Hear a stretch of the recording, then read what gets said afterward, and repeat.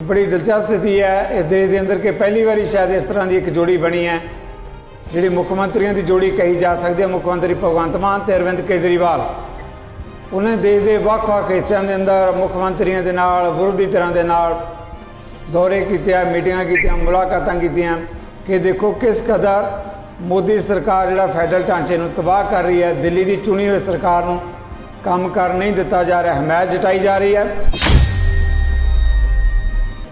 ये देखो भाई साड़ी तो इन्होंने मुख विरोधता ये तो सानू खिच रहे हैं, रोज़ कोर्टां च खिच रहे हैं, कभी भ्रिष्टाचार के नाँ से, कभी किसी गल के नाँ से, इधर चन्नी आशू किहड़ा जिहड़ा मर्जी आ साधु सिंह धर्मसोत भी इन्हां सानू तो उत्थे पूरी खिंचाई कर रहा। तो तुसी जे इन्हां नाल सांझ भ्याली इन्हां दा जदों हत्थ चक्की थल्ले आया सांझ भ्याली पा के इन्हां नूं मदद करनी चाहोगे, राहत देनी चाहोगे तो इहदा मतलब तुसी इन्हां नूं होर तगड़े करोगे तो साडे होर कटापा करवाओगे।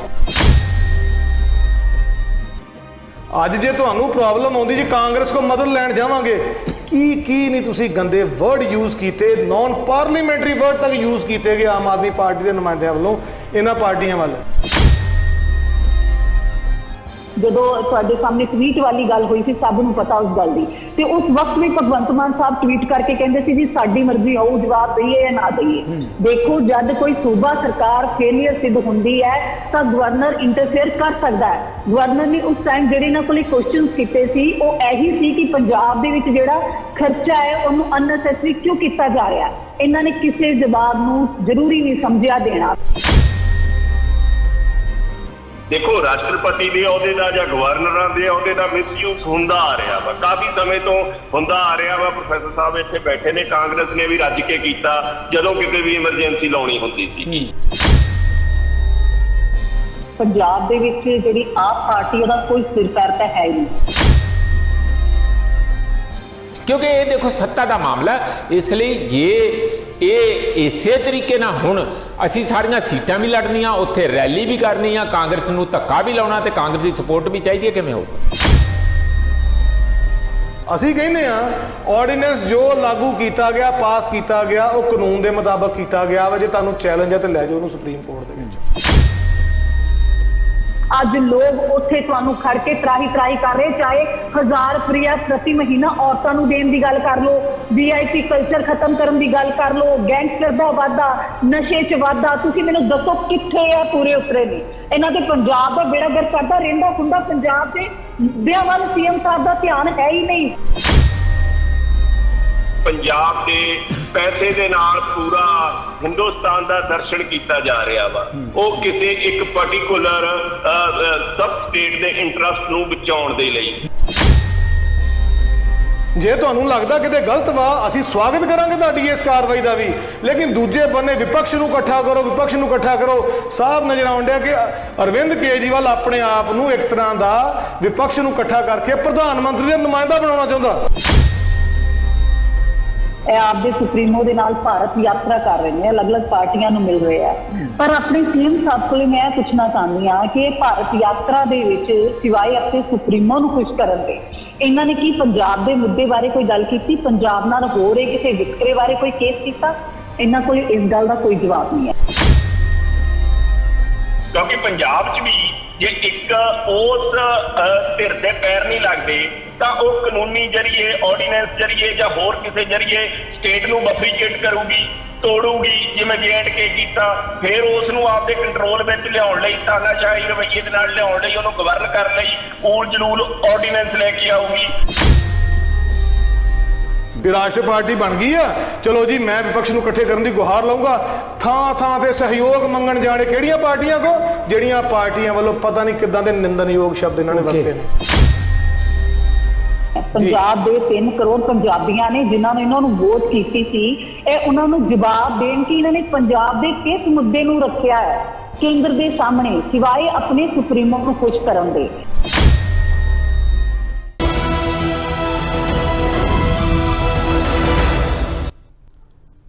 नज़रिया की डिबेट जगतार सिंह सिद्धू दर्शकों नूं सत श्री अकाल।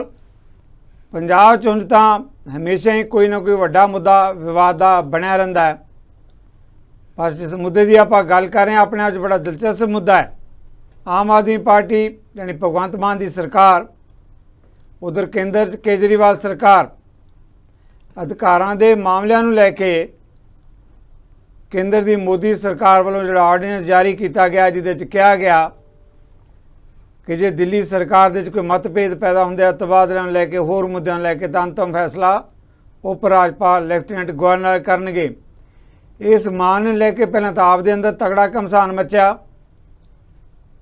ਇੱਕ ਬੜੀ ਦਿਲਚਸਪ ਸਥਿਤੀ ਹੈ ਇਸ ਦੇਸ਼ ਦੇ ਅੰਦਰ ਕਿ ਪਹਿਲੀ ਵਾਰੀ ਸ਼ਾਇਦ ਇਸ ਤਰ੍ਹਾਂ ਦੀ ਇੱਕ ਜੋੜੀ ਬਣੀ ਹੈ, ਜਿਹੜੀ ਮੁੱਖ ਮੰਤਰੀਆਂ ਦੀ ਜੋੜੀ ਕਹੀ ਜਾ ਸਕਦੀ ਹੈ। ਮੁੱਖ ਮੰਤਰੀ ਭਗਵੰਤ ਮਾਨ ਤੇ ਅਰਵਿੰਦ ਕੇਜਰੀਵਾਲ, ਉਹਨੇ ਦੇਸ਼ ਦੇ ਵੱਖ-ਵੱਖ ਹਿੱਸਿਆਂ ਦੇ ਅੰਦਰ ਮੁੱਖ ਮੰਤਰੀਆਂ ਦੇ ਨਾਲ, ਵਿਰੋਧੀ ਧਿਰਾਂ ਦੇ ਨਾਲ ਦੌਰੇ ਕੀਤੇ, ਮੀਟਿੰਗਾਂ ਕੀਤੀਆਂ, ਮੁਲਾਕਾਤਾਂ ਕੀਤੀਆਂ ਕਿ ਦੇਖੋ ਕਿਸ ਕਦਰ ਮੋਦੀ ਸਰਕਾਰ ਜਿਹੜਾ ਫੈਡਰਲ ਢਾਂਚੇ ਨੂੰ ਤਬਾਹ ਕਰ ਰਹੀ ਹੈ। ਦਿੱਲੀ ਦੀ ਚੁਣੀ ਹੋਈ ਸਰਕਾਰ ਨੂੰ ਕੰਮ ਕਰ ਨਹੀਂ ਦਿੱਤਾ ਜਾ ਰਿਹਾ, ਹਮਾਇਤ ਜਤਾਈ ਜਾ ਰਹੀ ਹੈ।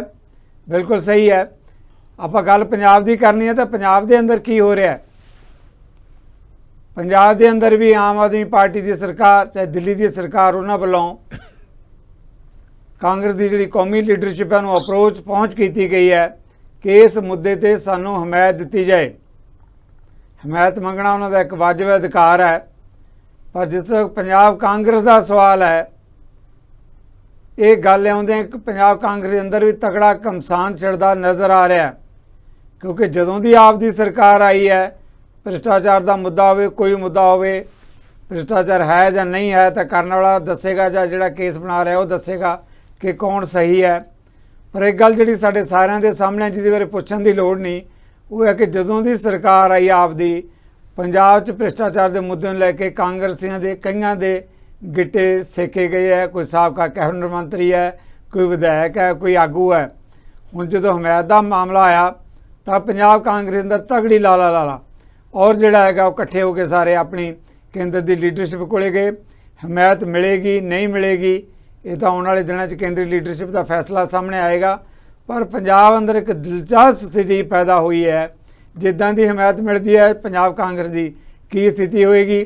ਜਿਹੜੀਆਂ ਦੂਜੀ ਧਿਰਾਂ ਹੈ, ਅਕਾਲੀ ਦਲ ਹੈ, ਭਾਰਤੀ ਜਨਤਾ ਪਾਰਟੀ ਹੈ, ਉਹ ਕਿਹੋ ਜਿਹੀ ਸਥਿਤੀ 'ਚ ਰਹਿਣਗੇ।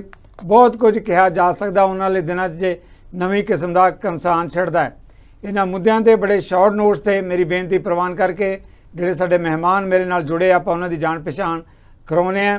ਜਸਵਿੰਦਰ ਕੌਰ ਸੋਹਲ ਜੀ ਨੇ, ਅਕਾਲੀ ਦਲ ਦੇ ਕਦਾਵਰ ਬੁਲਾਰੇ ਨੇ, ਬੂਟਾ ਸਿੰਘ ਬਰਾਗੀ ਜੀ ਰਾਜਸੀ ਵਿਸ਼ਲੇਸ਼ਕ, ਪ੍ਰੋਫੈਸਰ ਮਨਜੀਤ ਸਿੰਘ ਜਾਣੇ ਪਛਾਣੇ ਚਿਹਰੇ ਤੇ ਰਾਜਸੀ ਵਿਸ਼ਲੇਸ਼ਕ, ਤਿੰਨੇ ਮਹਿਮਾਨਾਂ ਦਾ ਜਿੱਥੇ ਮੈਂ ਧੰਨਵਾਦ ਕਰਦਾ ਜੀ ਆਖਦਾ। ਛੇਤੀ ਸਾਡੇ ਨਾਲ ਇਸ ਮੁੱਦੇ ਤੇ ਭਾਰਤੀ ਜਨਤਾ ਪਾਰਟੀ ਦੇ ਚੇਤਨ ਜੋਸ਼ੀ ਜੀ ਵੀ ਜੁੜਨ ਵਾਲੇ ਆ। ਸਾਰੇ ਮਹਿਮਾਨਾਂ ਨੂੰ ਮੈਂ ਜੀ ਆਇਆਂ। ਜਿਸ ਮੁੱਦੇ ਤੇ ਆਪਾਂ ਚਰਚਾ ਛੇੜ ਰਹੇ ਹਾਂ, ਪ੍ਰੋਫੈਸਰ ਮਨਜੀਤ ਸਿੰਘ ਜੀ, ਪਹਿਲਾ ਸਵਾਲ ਮੈਂ ਤੁਹਾਡੇ ਤੋਂ ਲੈਣ ਲੱਗਿਆ ਕਿ ਜੋ ਕੁਝ ਇਹ ਵਰਤਾਰਾ ਆਪ ਦੀ ਹਮਾਇਤ ਨੂੰ ਲੈ ਕੇ ਪੰਜਾਬ ਦੇ ਅੰਦਰ ਵਾਪਰ ਰਿਹਾ, ਖਾਸ ਤੌਰ 'ਤੇ ਹਾਕਮ ਧਿਰ ਤੇ ਉਦੋਂ ਦੂਜੇ ਪਾਸੇ ਮੁੱਖ ਵਿਰੋਧੀ ਧਿਰ, ਇਸ ਵਰਤਾਰੇ ਨੂੰ ਕਿਵੇਂ ਦੇਖਦੇ ਹੋ? ਦੇਖੋ, ਇਹ ਬੀਜੇਪੀ ਵੱਲੋਂ ਇਹੋ ਜਿਹਾ ਜੋ ਫੈਸਲਾ ਲਿਆ ਗਿਆ ਹੈ ਤੇ ਸਾਰੇ ਲੋਕ ਸਮਝਦੇ ਆ, ਵਿੱਚੇ ਕਾਂਗਰਸ ਦੇ ਵਿੱਚੇ ਹੋਰ ਵਿਰੋਧੀ ਪਾਰਟੀਆਂ, ਕਿ ਇਹ ਸੀਨਾਜੋਰੀ ਹੈਗੀ ਹੈ। ਇਹ ਧੱਕੇ ਨਾਲ ਇੱਕ ਕਿਸਮ ਦਾ ਫੈਸਲਾ ਲਾਗੂ ਕੀਤਾ ਗਿਆ ਜਿਹੜਾ ਆਰਡੀਨੈਂਸ ਹੈਗਾ। ਕਾਰਨ ਉਹਦਾ ਇਹ ਹੈ ਕਿ ਜਦੋਂ ਇਹ ਪਹਿਲਾਂ ਉਹਨਾਂ ਦੇ ਅਧਿਕਾਰ ਖੇਤਰ ਤੋਂ ਬਾਹਰ ਐਲਜੀ ਨੂੰ ਅਧਿਕਾਰ ਦੇ ਦਿੱਤੇ ਸੀਗੇ ਚੁਣੇ ਹੋਏ ਬੰਦਿਆਂ ਤੋਂ ਦਿੱਲੀ ਦੀ ਸਰਕਾਰ ਦੇ, ਤਾਂ ਉਦੋਂ ਉਹ ਭੱਜ ਕੇ ਜਦੋਂ ਸੁਪਰੀਮ ਕੋਰਟ 'ਚ ਗਏ ਤੇ ਸੁਪਰੀਮ ਕੋਰਟ ਨੇ ਇਸ ਗੱਲ ਦਾ ਆਪਾਂ ਨੂੰ ਯਾਦ ਆ ਕਿ ਕਿਹਾ ਕਿ ਨਾ ਚੁਣੀ ਹੋਈ ਸਰਕਾਰ ਦੇ ਅਧਿਕਾਰ ਕੋਈ ਵੀ ਐਲਜੀ ਜਾਂ ਕੇਂਦਰੀ ਸਰਕਾਰ ਨਹੀਂ ਲੈ ਸਕਦੀ। ਇਹ ਤੇ ਬੜੀ ਖੁਸ਼ੀ ਹੋਈ, ਕੇਜਰੀਵਾਲ ਹੁਣਾਂ ਨੇ ਬੜੀ ਸੈਲੀਬ੍ਰੇਸ਼ਨ ਕੀਤੀ, ਨੈਸ਼ਨਲ ਪਾਰਟੀ ਵੀ ਬਣ ਗਏ, ਸਾਰਾ ਕੁਝ ਹੋਇਆ। ਅਜੇ ਉਹ ਖੁਸ਼ੀਆਂ ਹੀ ਮਨਾ ਰਹੇ ਸੀਗੇ ਤੇ ਆਰਡੀਨੈਂਸ ਆ ਗਿਆ।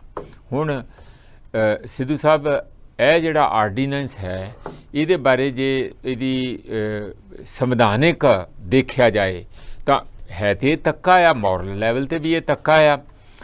ਇੱਥੋਂ ਤੱਕ ਇਹਦਾ ਲਫੜਾ ਪੈ ਚੁੱਕਾ ਆ ਕਿ ਨਵਜੋਤ ਸਿੰਘ ਸਿੱਧੂ ਜਿਹੜੇ ਜਦੋਂ ਪੰਜਾਬ ਦੇ ਲੀਡਰ ਕਾਂਗਰਸ ਦੇ ਜਾ ਕੇ ਆਪਣੀ ਲੀਡਰਸ਼ਿਪ ਨੂੰ ਦਿੱਲੀ ਵਾਲੀ ਨੂੰ ਕਹਿਣ ਗਏ, ਵਿੱਚੇ ਹੀ ਦਿੱਲੀ ਵਾਲੇ ਵੀ ਸੀਗੇ ਕਿ ਦੇਖੋ ਭਾਈ, ਸਾਡੀ ਤੇ ਇਹਨਾਂ ਨਾਲ ਮੁੱਖ ਵਿਰੋਧਤਾ, ਇਹ ਤੇ ਸਾਨੂੰ ਖਿੱਚ ਰਹੇ ਆ, ਰੋਜ਼ ਕੋਰਟਾਂ 'ਚ ਖਿੱਚ ਰਹੇ ਆ, ਕਦੀ ਭ੍ਰਿਸ਼ਟਾਚਾਰ ਦੇ ਨਾਂ 'ਤੇ, ਕਦੀ ਕਿਸੇ ਗੱਲ ਦੇ ਨਾਂ 'ਤੇ, ਇੱਧਰ ਚੰਨੀ ਆਸ਼ੂ ਕਿਹੜਾ ਜਿਹੜਾ ਮਰਜ਼ੀ ਆ, ਸਾਧੂ ਸਿੰਘ ਧਰਮਸੋਤ, ਵੀ ਇਹਨਾਂ ਸਾਨੂੰ ਤੇ ਉੱਥੇ ਪੂਰੀ ਖਿਚਾਈ ਕਰ ਰਿਹਾ। ਤੇ ਤੁਸੀਂ ਜੇ ਇਹਨਾਂ ਨਾਲ ਸਾਂਝ ਭਿਆਲੀ, ਇਹਨਾਂ ਦਾ ਜਦੋਂ ਹੱਥ ਚੱਕੀ ਥੱਲੇ ਆਇਆ, ਸਾਂਝ ਭਿਆਲੀ ਪਾ ਕੇ ਇਹਨਾਂ ਨੂੰ ਮਦਦ ਕਰਨੀ ਚਾਹੋਗੇ, ਰਾਹਤ ਦੇਣੀ ਚਾਹੋਗੇ, ਤੇ ਇਹਦਾ ਮਤਲਬ ਤੁਸੀਂ ਇਹਨਾਂ ਨੂੰ ਹੋਰ ਤਕੜੇ ਕਰੋਗੇ ਤੇ ਸਾਡੇ ਹੋਰ ਕਟਾਪਾ ਕਰਵਾਓਗੇ, ਉਹ ਤੇ ਆਪਣਾ ਰੋਣਾ ਇਸ ਗੱਲ ਦਾ ਮਤਲਬ ਉਹਨਾਂ ਦਾ ਦਰਦ ਜਿਹੜਾ ਰੋ ਕੇ ਆਏ ਆ। ਸਮਝ ਵੀ ਆਉਂਦਾ ਹੈ, ਸਮਝ ਵੀ ਆਉਂਦਾ ਹੈ, ਦੋਵਾਂ ਦਾ ਹੀ ਤਰ੍ਹਾਂ ਦਾ ਆਉਂਦਾ, ਕਿਉਂਕਿ ਮੁੱਖ ਹੁਣ ਇਸ ਵੇਲੇ ਜਿਸ ਤਰ੍ਹਾਂ ਅਕਾਲੀ ਦਲ ਇੱਕ ਮੁੱਖ ਧਿਰ ਨਾ ਦੇਖ ਕੇ ਹਾਲ ਦੀ ਘੜੀ ਉਹਨਾਂ ਦਾ ਕਾਡਰ ਹੋਊਗਾ, ਪਰ ਪਾਰਟੀ ਦੇ ਤੌਰ ਤੇ ਤਾਂ ਵਿੱਚ ਤੇ ਦੋਵਾਂ ਦਾ ਪਿੱਛਾ ਜਿਹੜਾ ਪੈਂਦਾ 2024 'ਚ ਇਹੋ ਹੀ ਲੱਗਦਾ, ਇੱਕ ਪਾਸੇ ਆਪ ਹੋਊ, ਇੱਕ ਪਾਸੇ ਮੁੱਖ ਜਿਹੜੀ ਆ ਕਾਂਗਰਸ ਉਹ ਇਹੋ ਹੀ ਦਿੱਲੀ ਦੇ ਵਿੱਚ ਆ।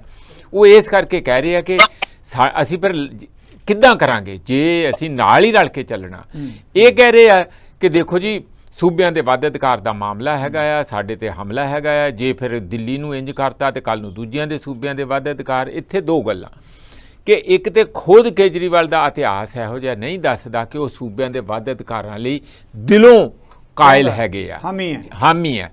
ਜੇ ਉਹ ਹੈਗੇ ਆ ਤਾਂ ਉਹ ਇੱਕ ਰੈਜ਼ੋਲੂਸ਼ਨ ਲੈ ਕੇ ਜਾਣ, ਇੱਕ ਪੂਰਾ ਡਰਾਫਟ 2-4 ਪੇਜ ਦਾ ਸਾਰੀਆਂ ਪਾਰਟੀਆਂ 'ਚ ਲੈ ਕੇ ਜਾਣ ਕਿ ਉਹ ਇਸ ਢੰਗ ਦੇ ਨਾਲ ਦੇਸ਼ ਦੇ ਵਿੱਚ ਸੰਘੀ ਢਾਂਚੇ ਨੂੰ ਮਜ਼ਬੂਤ ਕਰਨਾ ਚਾਹੁੰਦੇ। ਇਕੱਲੇ ਆਪਣਾ ਦਿੱਲੀ ਦਾ ਹੀ ਜਿਹੜਾ ਉਹਨਾਂ ਨੂੰ ਦਰਦ ਆ ਉਹ ਉਹਦੇ ਕਰਕੇ ਹੀ ਨਹੀਂ ਉਹ ਭੱਜੇ ਫਿਰਦੇ ਕਿ ਸਾਡੇ ਜਿਹੜੇ ਅਧਿਕਾਰ ਖੋਲੇ ਤੇ ਸਾਨੂੰ ਵਾਪਸ ਕੀਤੇ ਜਾਣ ਤੇ ਆਰਡੀਨੈਂਸ ਨੂੰ ਰਾਜ ਸਭਾ ਦੇ ਵਿੱਚ ਸਾਰੀਆਂ ਵਿਰੋਧੀ ਪਾਰਟੀਆਂ ਇਕੱਠੀਆਂ ਹੋ ਕੇ ਗਿਰਾਉਣ ਜੀ। ਹੁਣ 31 ਰਾਜ ਸਭਾ ਦੇ ਮੈਂਬਰ ਜਿਹੜੇ ਆ ਉਹ ਕਾਂਗਰਸ ਦੇ ਆ। ਜੇ ਉਹ ਵੱਡੇ ਪੱਧਰ ਤੇ ਨਾਲ ਇਹਨਾਂ ਦੇ ਖੜੀ ਨਹੀਂ ਹੁੰਦੀ ਤੇ ਉੱਥੇ ਇਸ ਨੂੰ ਗਿਰਾਉਣਾ ਮੁਸ਼ਕਲ ਹੋ ਜੂ। ਇਸੇ ਕਰਕੇ ਕੇਜਰੀਵਾਲ ਨੇ ਰਾਹੁਲ ਗਾਂਧੀ ਨੂੰ ਤੇ ਖੜਗੇ ਸਾਹਿਬ ਨੂੰ ਕਿਹਾ ਕਿ ਸਾਡੀ ਮਦਦ ਕਰਨੀ ਚਾਹੀਦੀ ਆ ਤੇ ਸਾਨੂੰ ਤੁਸੀਂ ਟਾਈਮ ਦਿਓ, ਅਸੀਂ ਤੁਹਾਡੇ ਨਾਲ ਗੱਲ ਕਰਦੇ। ਮੇਰਾ ਖਿਆਲ ਹੈ, ਮੈਂ ਬਹੁਤ ਲੰਬੀ ਗੱਲ ਨਾ ਕਰਾਂ, ਚਾਹੀਦਾ ਇਹ ਹੈ ਕਿ ਇੱਕ ਛਵੀ ਬਣੀ ਹੋਈ ਆ ਆਮ ਆਦਮੀ ਪਾਰਟੀ ਦੀ ਸਾਰੀਆਂ ਵਿਰੋਧੀ ਪਾਰਟੀਆਂ ਤੇ ਖਾਸ ਕਰਕੇ ਕਾਂਗਰਸ 'ਚ ਕਿ ਇਹ ਤੇ ਵੋਟ ਕਾਟੂ ਪਾਰਟੀ ਆ।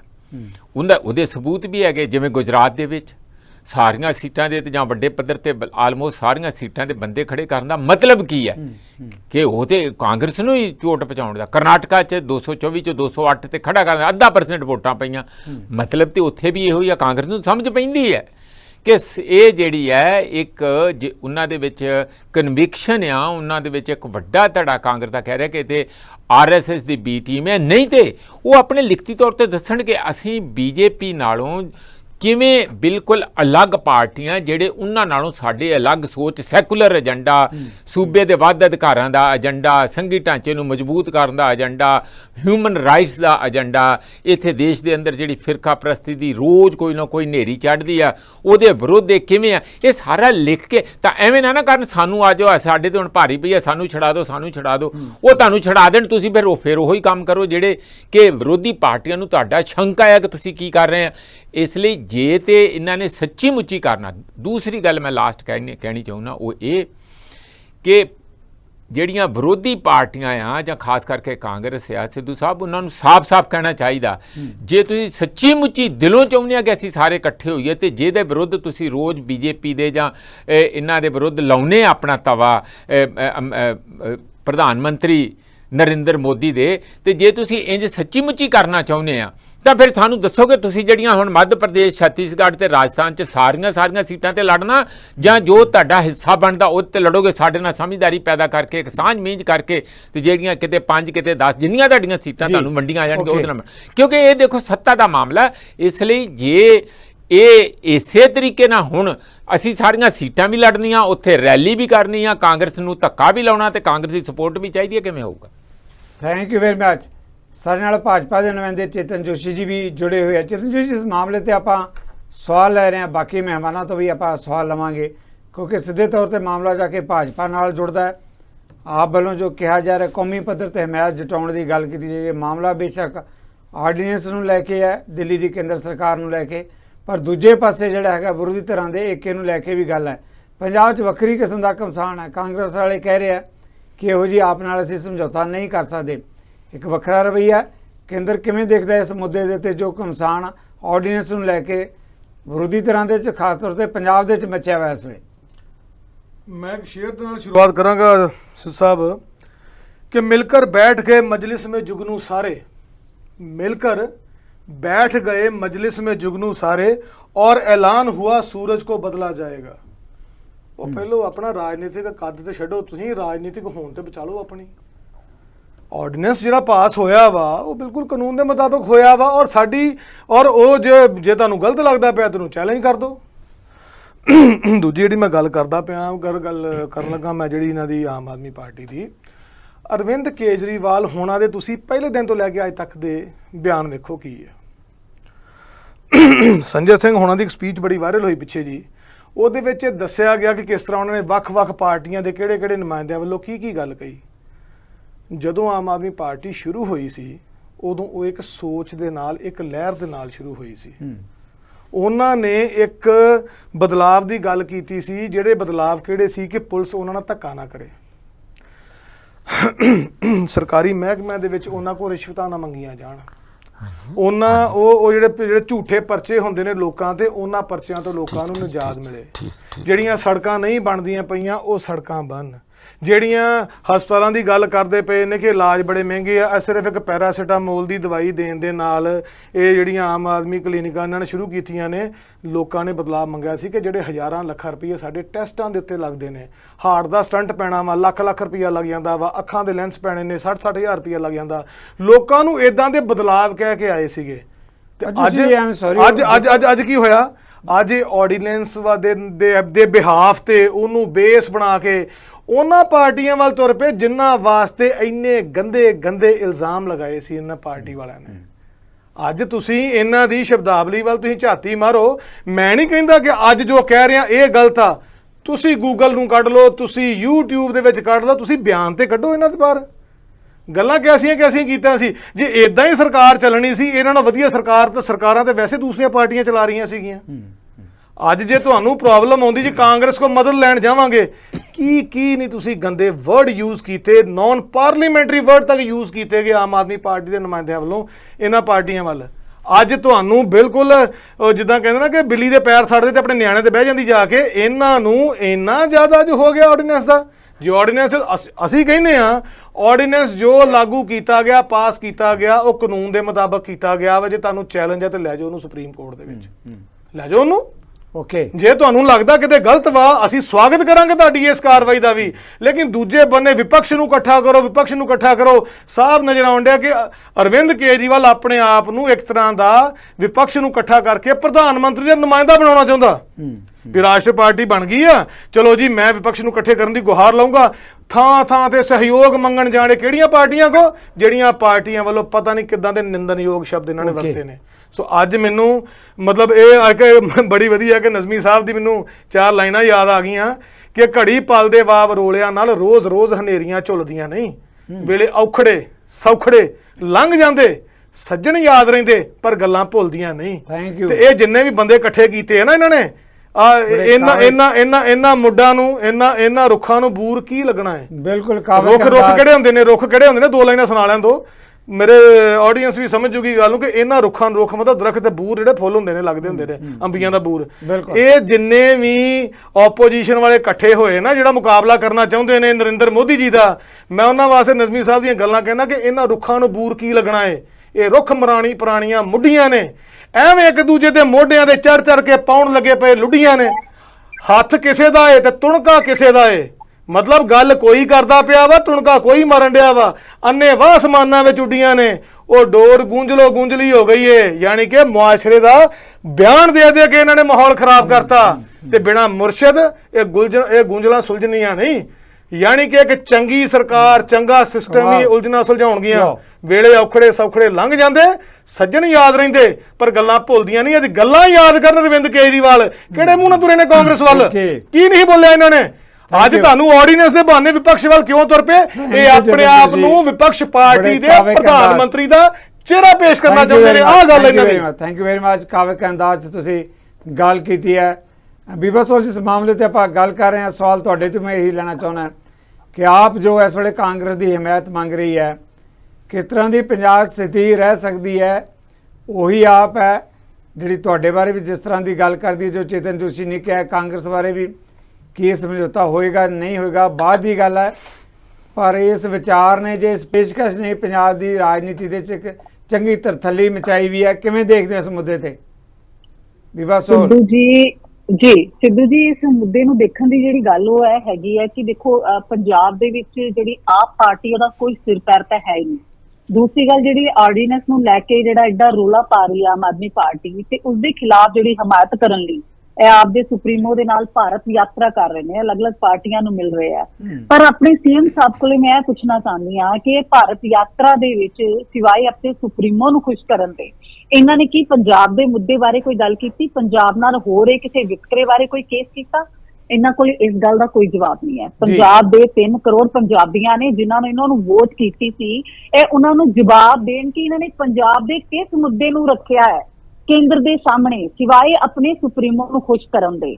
ਦੇਖੋ ਇਹ ਮੈਨੂੰ ਲੱਗਦਾ ਕਿ ਇਤਿਹਾਸ ਵਿੱਚ ਪਹਿਲੇ ਮੁੱਖ ਮੰਤਰੀ ਇਦਾਂ ਦੇ ਹੋਣਗੇ ਕਿ ਜਿਨ੍ਹਾਂ ਨੂੰ ਆਪਣੇ ਸੂਬੇ ਦੀ ਬਜਾਏ ਸਿਰਫ ਔਰ ਸਿਰਫ ਕੇਜਰੀਵਾਲ ਨੂੰ ਖੁਸ਼ ਕਰਨ ਦੀ ਪਈ ਹੈ ਪਹਿਲੇ ਦਿਨ ਤੋਂ ਲੈ ਕੇ ਅੱਜ ਤੱਕ। ਤੁਸੀਂ ਦੇਖੋ ਪੰਜਾਬ ਦੇ ਵਿੱਚ ਘੱਟ ਗਿਣਤੀ ਵਜੋਂ ਹਟਾਉਣ ਦਾ ਉਹ ਵਿਰੋਧ ਕੀਤਾ ਸਾਡੇ ਸੀਐਮ ਸਾਹਿਬ ਨੇ? ਬਿਲਕੁਲ ਨਹੀਂ ਸੀ। ਹੁਣ ਜੇ ਅਸੀਂ ਗੱਲ ਤੁਸੀਂ ਆਰਡੀਐਫ ਦੀ ਕਰ ਲਓ, ਪਹਿਲੇ ਦਿਨ ਤੋਂ ਕੇਂਦਰ ਦੇ ਨਾਲ ਆਪਣੀ ਈਗੋ ਨੂੰ ਜੋ ਇਹਨਾਂ ਦੀ ਸੈਟੀਸਫਾਈਡ ਨਹੀਂ ਹੋ ਰਹੀ, ਈਗੋ ਨੂੰ ਅੱਗੇ ਰੱਖ ਕੇ ਇਹਨਾਂ ਨੇ ਪੰਜਾਬੀਆਂ ਦਾ ਨੁਕਸਾਨ ਕੀਤਾ। ਜਦ ਗਵਰਨਰ ਸਾਹਿਬ ਨੇ ਇਹਨਾਂ ਕੋਲੇ ਕੁਐਸਚਨ ਪੁੱਛੇ, ਜਦੋਂ ਤੁਹਾਡੇ ਸਾਹਮਣੇ ਟਵੀਟ ਵਾਲੀ ਗੱਲ ਹੋਈ ਸੀ, ਸਭ ਨੂੰ ਪਤਾ ਉਸ ਗੱਲ ਦੀ, ਤੇ ਉਸ ਵਕਤ ਵੀ ਭਗਵੰਤ ਮਾਨ ਸਾਹਿਬ ਟਵੀਟ ਕਰਕੇ ਕਹਿੰਦੇ ਸੀ ਜੀ ਸਾਡੀ ਮਰਜ਼ੀ ਹੋਊ ਜਵਾਬ ਦਈਏ ਜਾਂ ਨਾ ਦਈਏ। ਦੇਖੋ ਜਦ ਕੋਈ ਸੂਬਾ ਸਰਕਾਰ ਫੇਲੀਅਰ ਸਿੱਧ ਹੁੰਦੀ ਹੈ ਤਾਂ ਗਵਰਨਰ ਇੰਟਰਫੇਅਰ ਕਰ ਸਕਦਾ ਹੈ। ਗਵਰਨਰ ਨੇ ਉਸ ਟਾਈਮ ਜਿਹੜੇ ਇਹਨਾਂ ਕੋਲੇ ਕੁਐਸਚਨਸ ਕੀਤੇ ਸੀ ਉਹ ਇਹੀ ਸੀ ਕਿ ਪੰਜਾਬ ਦੇ ਵਿੱਚ ਜਿਹੜਾ ਖਰਚਾ ਹੈ ਉਹਨੂੰ ਅਨਨੈਸੈਸਰੀ ਕਿਉਂ ਕੀਤਾ ਜਾ ਰਿਹਾ ਹੈ। ਇਹਨਾਂ ਨੇ ਕਿਸੇ ਜਵਾਬ ਨੂੰ ਜ਼ਰੂਰੀ ਨਹੀਂ ਸਮਝਿਆ ਦੇਣਾ। ਫਿਰ ਉਸ ਤੋਂ ਬਾਅਦ ਹੁਣ ਆਰਡੀਐਫ ਦੀ ਗੱਲ ਸੀ, ਇਸ ਦੇ ਵਿੱਚ ਵੀ ਸਾਡੇ ਸੀਐਮ ਸਾਹਿਬ ਦੀ ਜਿਹੜੀ ਵੇ ਆਫ ਟਾਕਿੰਗ ਹੈ, ਮੈਂ ਕੀ ਕਹਾਂ ਹੁਣ ਕਿ ਬਈ ਇੱਕ ਸੀਐਮ ਬਾਜੋ ਤਾਂ ਉਹ ਗੱਲ ਕਰਦੇ ਹੀ ਨਹੀਂ, ਪਤਾ ਨਹੀਂ ਕਿਉਂ ਪੰਜਾਬ ਨੂੰ ਹਾਸੋ ਹਾਣਾ ਬਣਾਇਆ ਹੋਇਆ ਹੈ।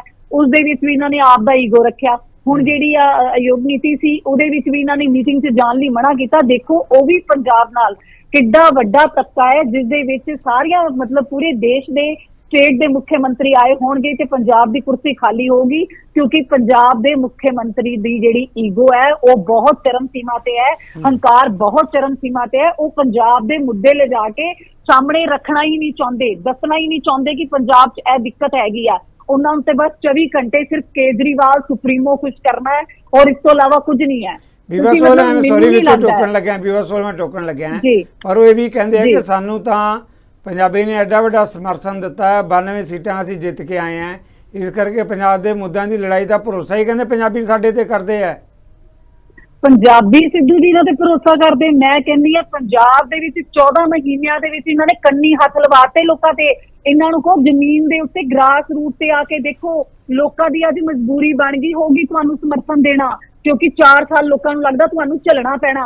ਪਰ ਅੱਜ ਜੋ ਤੁਸੀਂ ਪੰਜਾਬ ਦੇ ਨਾਲ ਵਾਅਦੇ ਕਰਕੇ ਪੰਜਾਬ ਦੇ ਵਿੱਚ ਆਪਣੀ ਸਰਕਾਰ ਬਣਾਈ ਸੀ, ਝੂਠੇ ਜਿਹੜੀਆਂ ਗਰੰਟੀਆਂ ਦੇ ਕੇ ਅੱਜ ਲੋਕ ਉੱਥੇ ਤੁਹਾਨੂੰ ਖੜ ਕੇ ਤਰਾਹੀ ਕਰ ਰਹੇ। ਚਾਹੇ 1000 ਰੁਪਇਆ ਪ੍ਰਤੀ ਮਹੀਨਾ ਔਰਤਾਂ ਨੂੰ ਦੇਣ ਦੀ ਗੱਲ ਕਰ ਲਓ, VIP ਕਲਚਰ ਖਤਮ ਕਰਨ ਦੀ ਗੱਲ ਕਰ ਲਓ, ਗੈਂਗਸਟਰ ਦਾ ਵਾਧਾ, ਨਸ਼ੇ 'ਚ ਵਾਧਾ, ਤੁਸੀਂ ਮੈਨੂੰ ਦੱਸੋ ਕਿੱਥੇ ਹੈ ਪੂਰੇ ਉਤਰੇ ਨੇ। ਇਹਨਾਂ ਦੇ ਪੰਜਾਬ ਦਾ ਬੇੜਾ ਗਰਕ ਕਰਦਾ ਰਹਿੰਦਾ ਖੁੰਦਾ। ਪੰਜਾਬ ਦੇ ਮੁੱਦਿਆਂ ਵੱਲ ਸੀਐਮ ਸਾਹਿਬ ਦਾ ਧਿਆਨ ਹੈ ਹੀ ਨਹੀਂ, ਉਹਨਾਂ ਦਾ ਧਿਆਨ ਹੀ ਦਿੱਲੀ 'ਚ ਹੈ।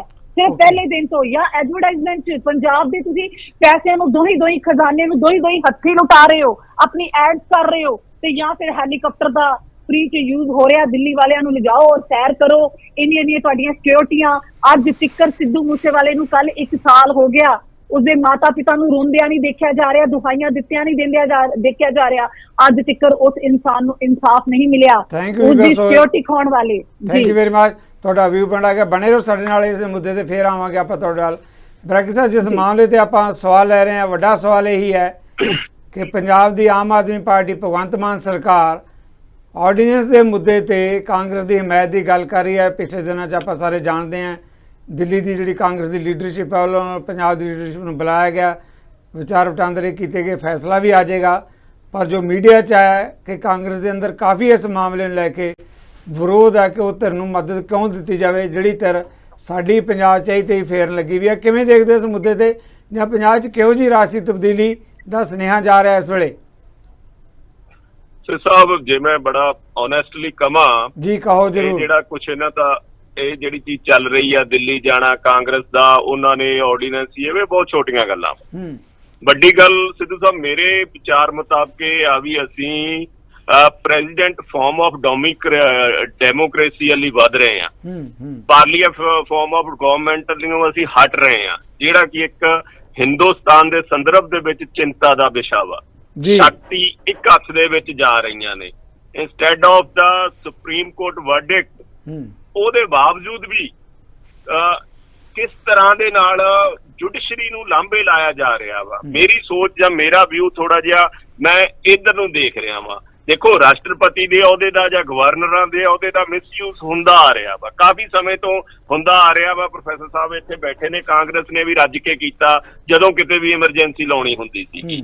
ਪਰ ਅੱਜ 21ਵੀਂ ਸਦੀ ਦੇ ਵਿੱਚ ਚਿੰਤਾ ਦਾ ਵਿਸ਼ਾ ਇਹ ਆ ਵੀ ਜਿਸ ਇਸ਼ੂ ਨੂੰ ਲੈ ਕੇ ਚੰਦ ਕੁ ਦਿਨ ਪਹਿਲਾਂ ਸੁਪਰੀਮ ਕੋਰਟ ਨੇ ਕੋਈ ਫੈਸਲਾ ਦਿੱਤਾ ਹੋਵੇ ਤੇ ਉਹਨੂੰ ਤੁਸੀਂ ਆਰਡੀਨੈਂਸ ਲਿਆ ਕੇ ਰੱਦ ਕਰਨਾ ਚਾਹੋ ਤਾਂ ਮੈਨੂੰ ਲੱਗਦਾ ਜਿੰਨੇ ਵੀ ਸੰਵਿਧਾਨਿਕ ਚਿੰਤਤ ਹੈਗੇ ਆ ਜਾਂ ਚਿੰਤਨ ਹੈਗੇ ਆ, ਮਾਹਰ ਹੈਗੇ ਆ, ਉਹਨਾਂ ਦੇ ਲਈ ਇੱਕ ਜ਼ਰੂਰ ਚਿੰਤਾ ਦਾ ਵਿਸ਼ਾ ਇਹ ਬਣਿਆ ਹੋਇਆ, ਜਿਹੜਾ ਕਿ ਪੋਜ਼ਿਟਿਵ ਸਿਗਨਲ ਨਹੀਂਗਾ ਡੈਮੋਕ੍ਰੇਸੀ ਲਈ, ਇੰਡੀਅਨ ਡੈਮੋਕ੍ਰੇਸੀ ਲਈ। ਹਾਂ, ਜਿੱਥੋਂ ਤੱਕ ਮੈਂ ਪੋਲੀਟੀਕਲ ਟਿਊਨ ਤੇ ਗੱਲ ਕਰਾਂ, ਦਿਲ ਦੁਖਦਾ ਵਾ ਜਦੋਂ ਅਸੀਂ ਦੇਖਦੇ ਹਾਂ ਵੀ ਪੰਜਾਬ ਦੇ ਪੈਸੇ ਦੇ ਨਾਲ ਪੂਰਾ ਹਿੰਦੁਸਤਾਨ ਦਾ ਦਰਸ਼ਨ ਕੀਤਾ ਜਾ ਰਿਹਾ ਵਾ। ਉਹ ਕਿਸੇ ਇੱਕ ਪਾਰਟੀਕੂਲਰ ਸਬ ਸਟੇਟ ਦੇ ਇੰਟਰਸਟ ਨੂੰ ਬਚਾਉਣ ਦੇ ਲਈ, ਉਸ ਲੋਕਾਂ ਦੇ ਲਈ ਜਿਨ੍ਹਾਂ ਨੇ ਪਹਿਲਾਂ ਚੰਦ ਕੁ ਮਹੀਨੇ ਪਹਿਲਾਂ, ਮੈਂ ਕਹਾਂ ਸਾਲ ਕੁ ਪਹਿਲਾਂ, ਇੱਕ ਰਸਦੀ ਬਸਦੀ ਸਟੇਟ ਦੇ ਟੁਕੜੇ ਕਰਾਉਣ ਦੇ ਵਿੱਚ ਆਪਦਾ ਯੋਗਦਾਨ ਪਾਇਆ ਵਾ, ਤੇ ਅੱਜ ਉਹੀ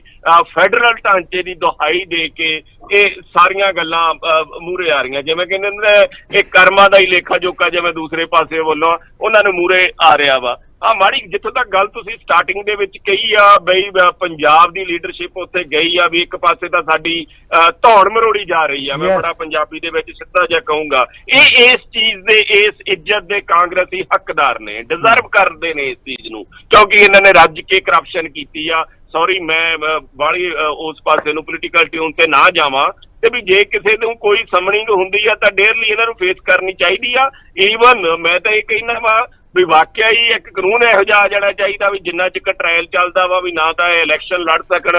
ਹਜੇ ਤਾਂ ਇਹ ਹੈ ਨਾ ਵੀ ਜਿੰਨਾ ਚਿਰ ਕਨਵਿਕਸ਼ਨ ਹੁੰਦੀ ਆ, ਕਿਉਂਕਿ ਇਹ ਕਿਤੇ ਨਾ ਕਿਤੇ ਜੁਡੀਸ਼ਰੀ ਦਾ ਵੀ ਮਿਸਯੂਜ਼ ਕਰਦੇ ਆ। ਵੀ ਇਹ ਤਾਂ ਜਿਹੜਾ ਵਿਜੀਲੈਂਸ ਬਿਊਰੋ ਦੀ ਜਾਂ CBI ਦੀ ਜਾਂ ED ਦੀ ਕਾਰਵਾਈ ਆ, ਇਸ ਤੋਂ ਕਿਸੇ ਵੀ ਹਿੰਦੁਸਤਾਨ ਦੇ ਨਾਗਰਿਕ ਨੂੰ ਡਰਨਾ ਜਾਂ ਘਬਰਾਉਣਾ ਨਹੀਂ ਚਾਹੀਦਾ, ਕਿਉਂਕਿ ਜੇ ਅਸੀਂ ਕੁਝ ਗਲਤ ਕੀਤਾ ਵਾ ਉਹ ਮੇਰੇ ਘਰੇ ਆ ਜਾਵੇ, ਮੈਂ ਇਨਵਾਈਟ ਕਰਦਾ ਵਾ ਤਾਂ ਹੀ ਆਉਂਦੀ ਆ।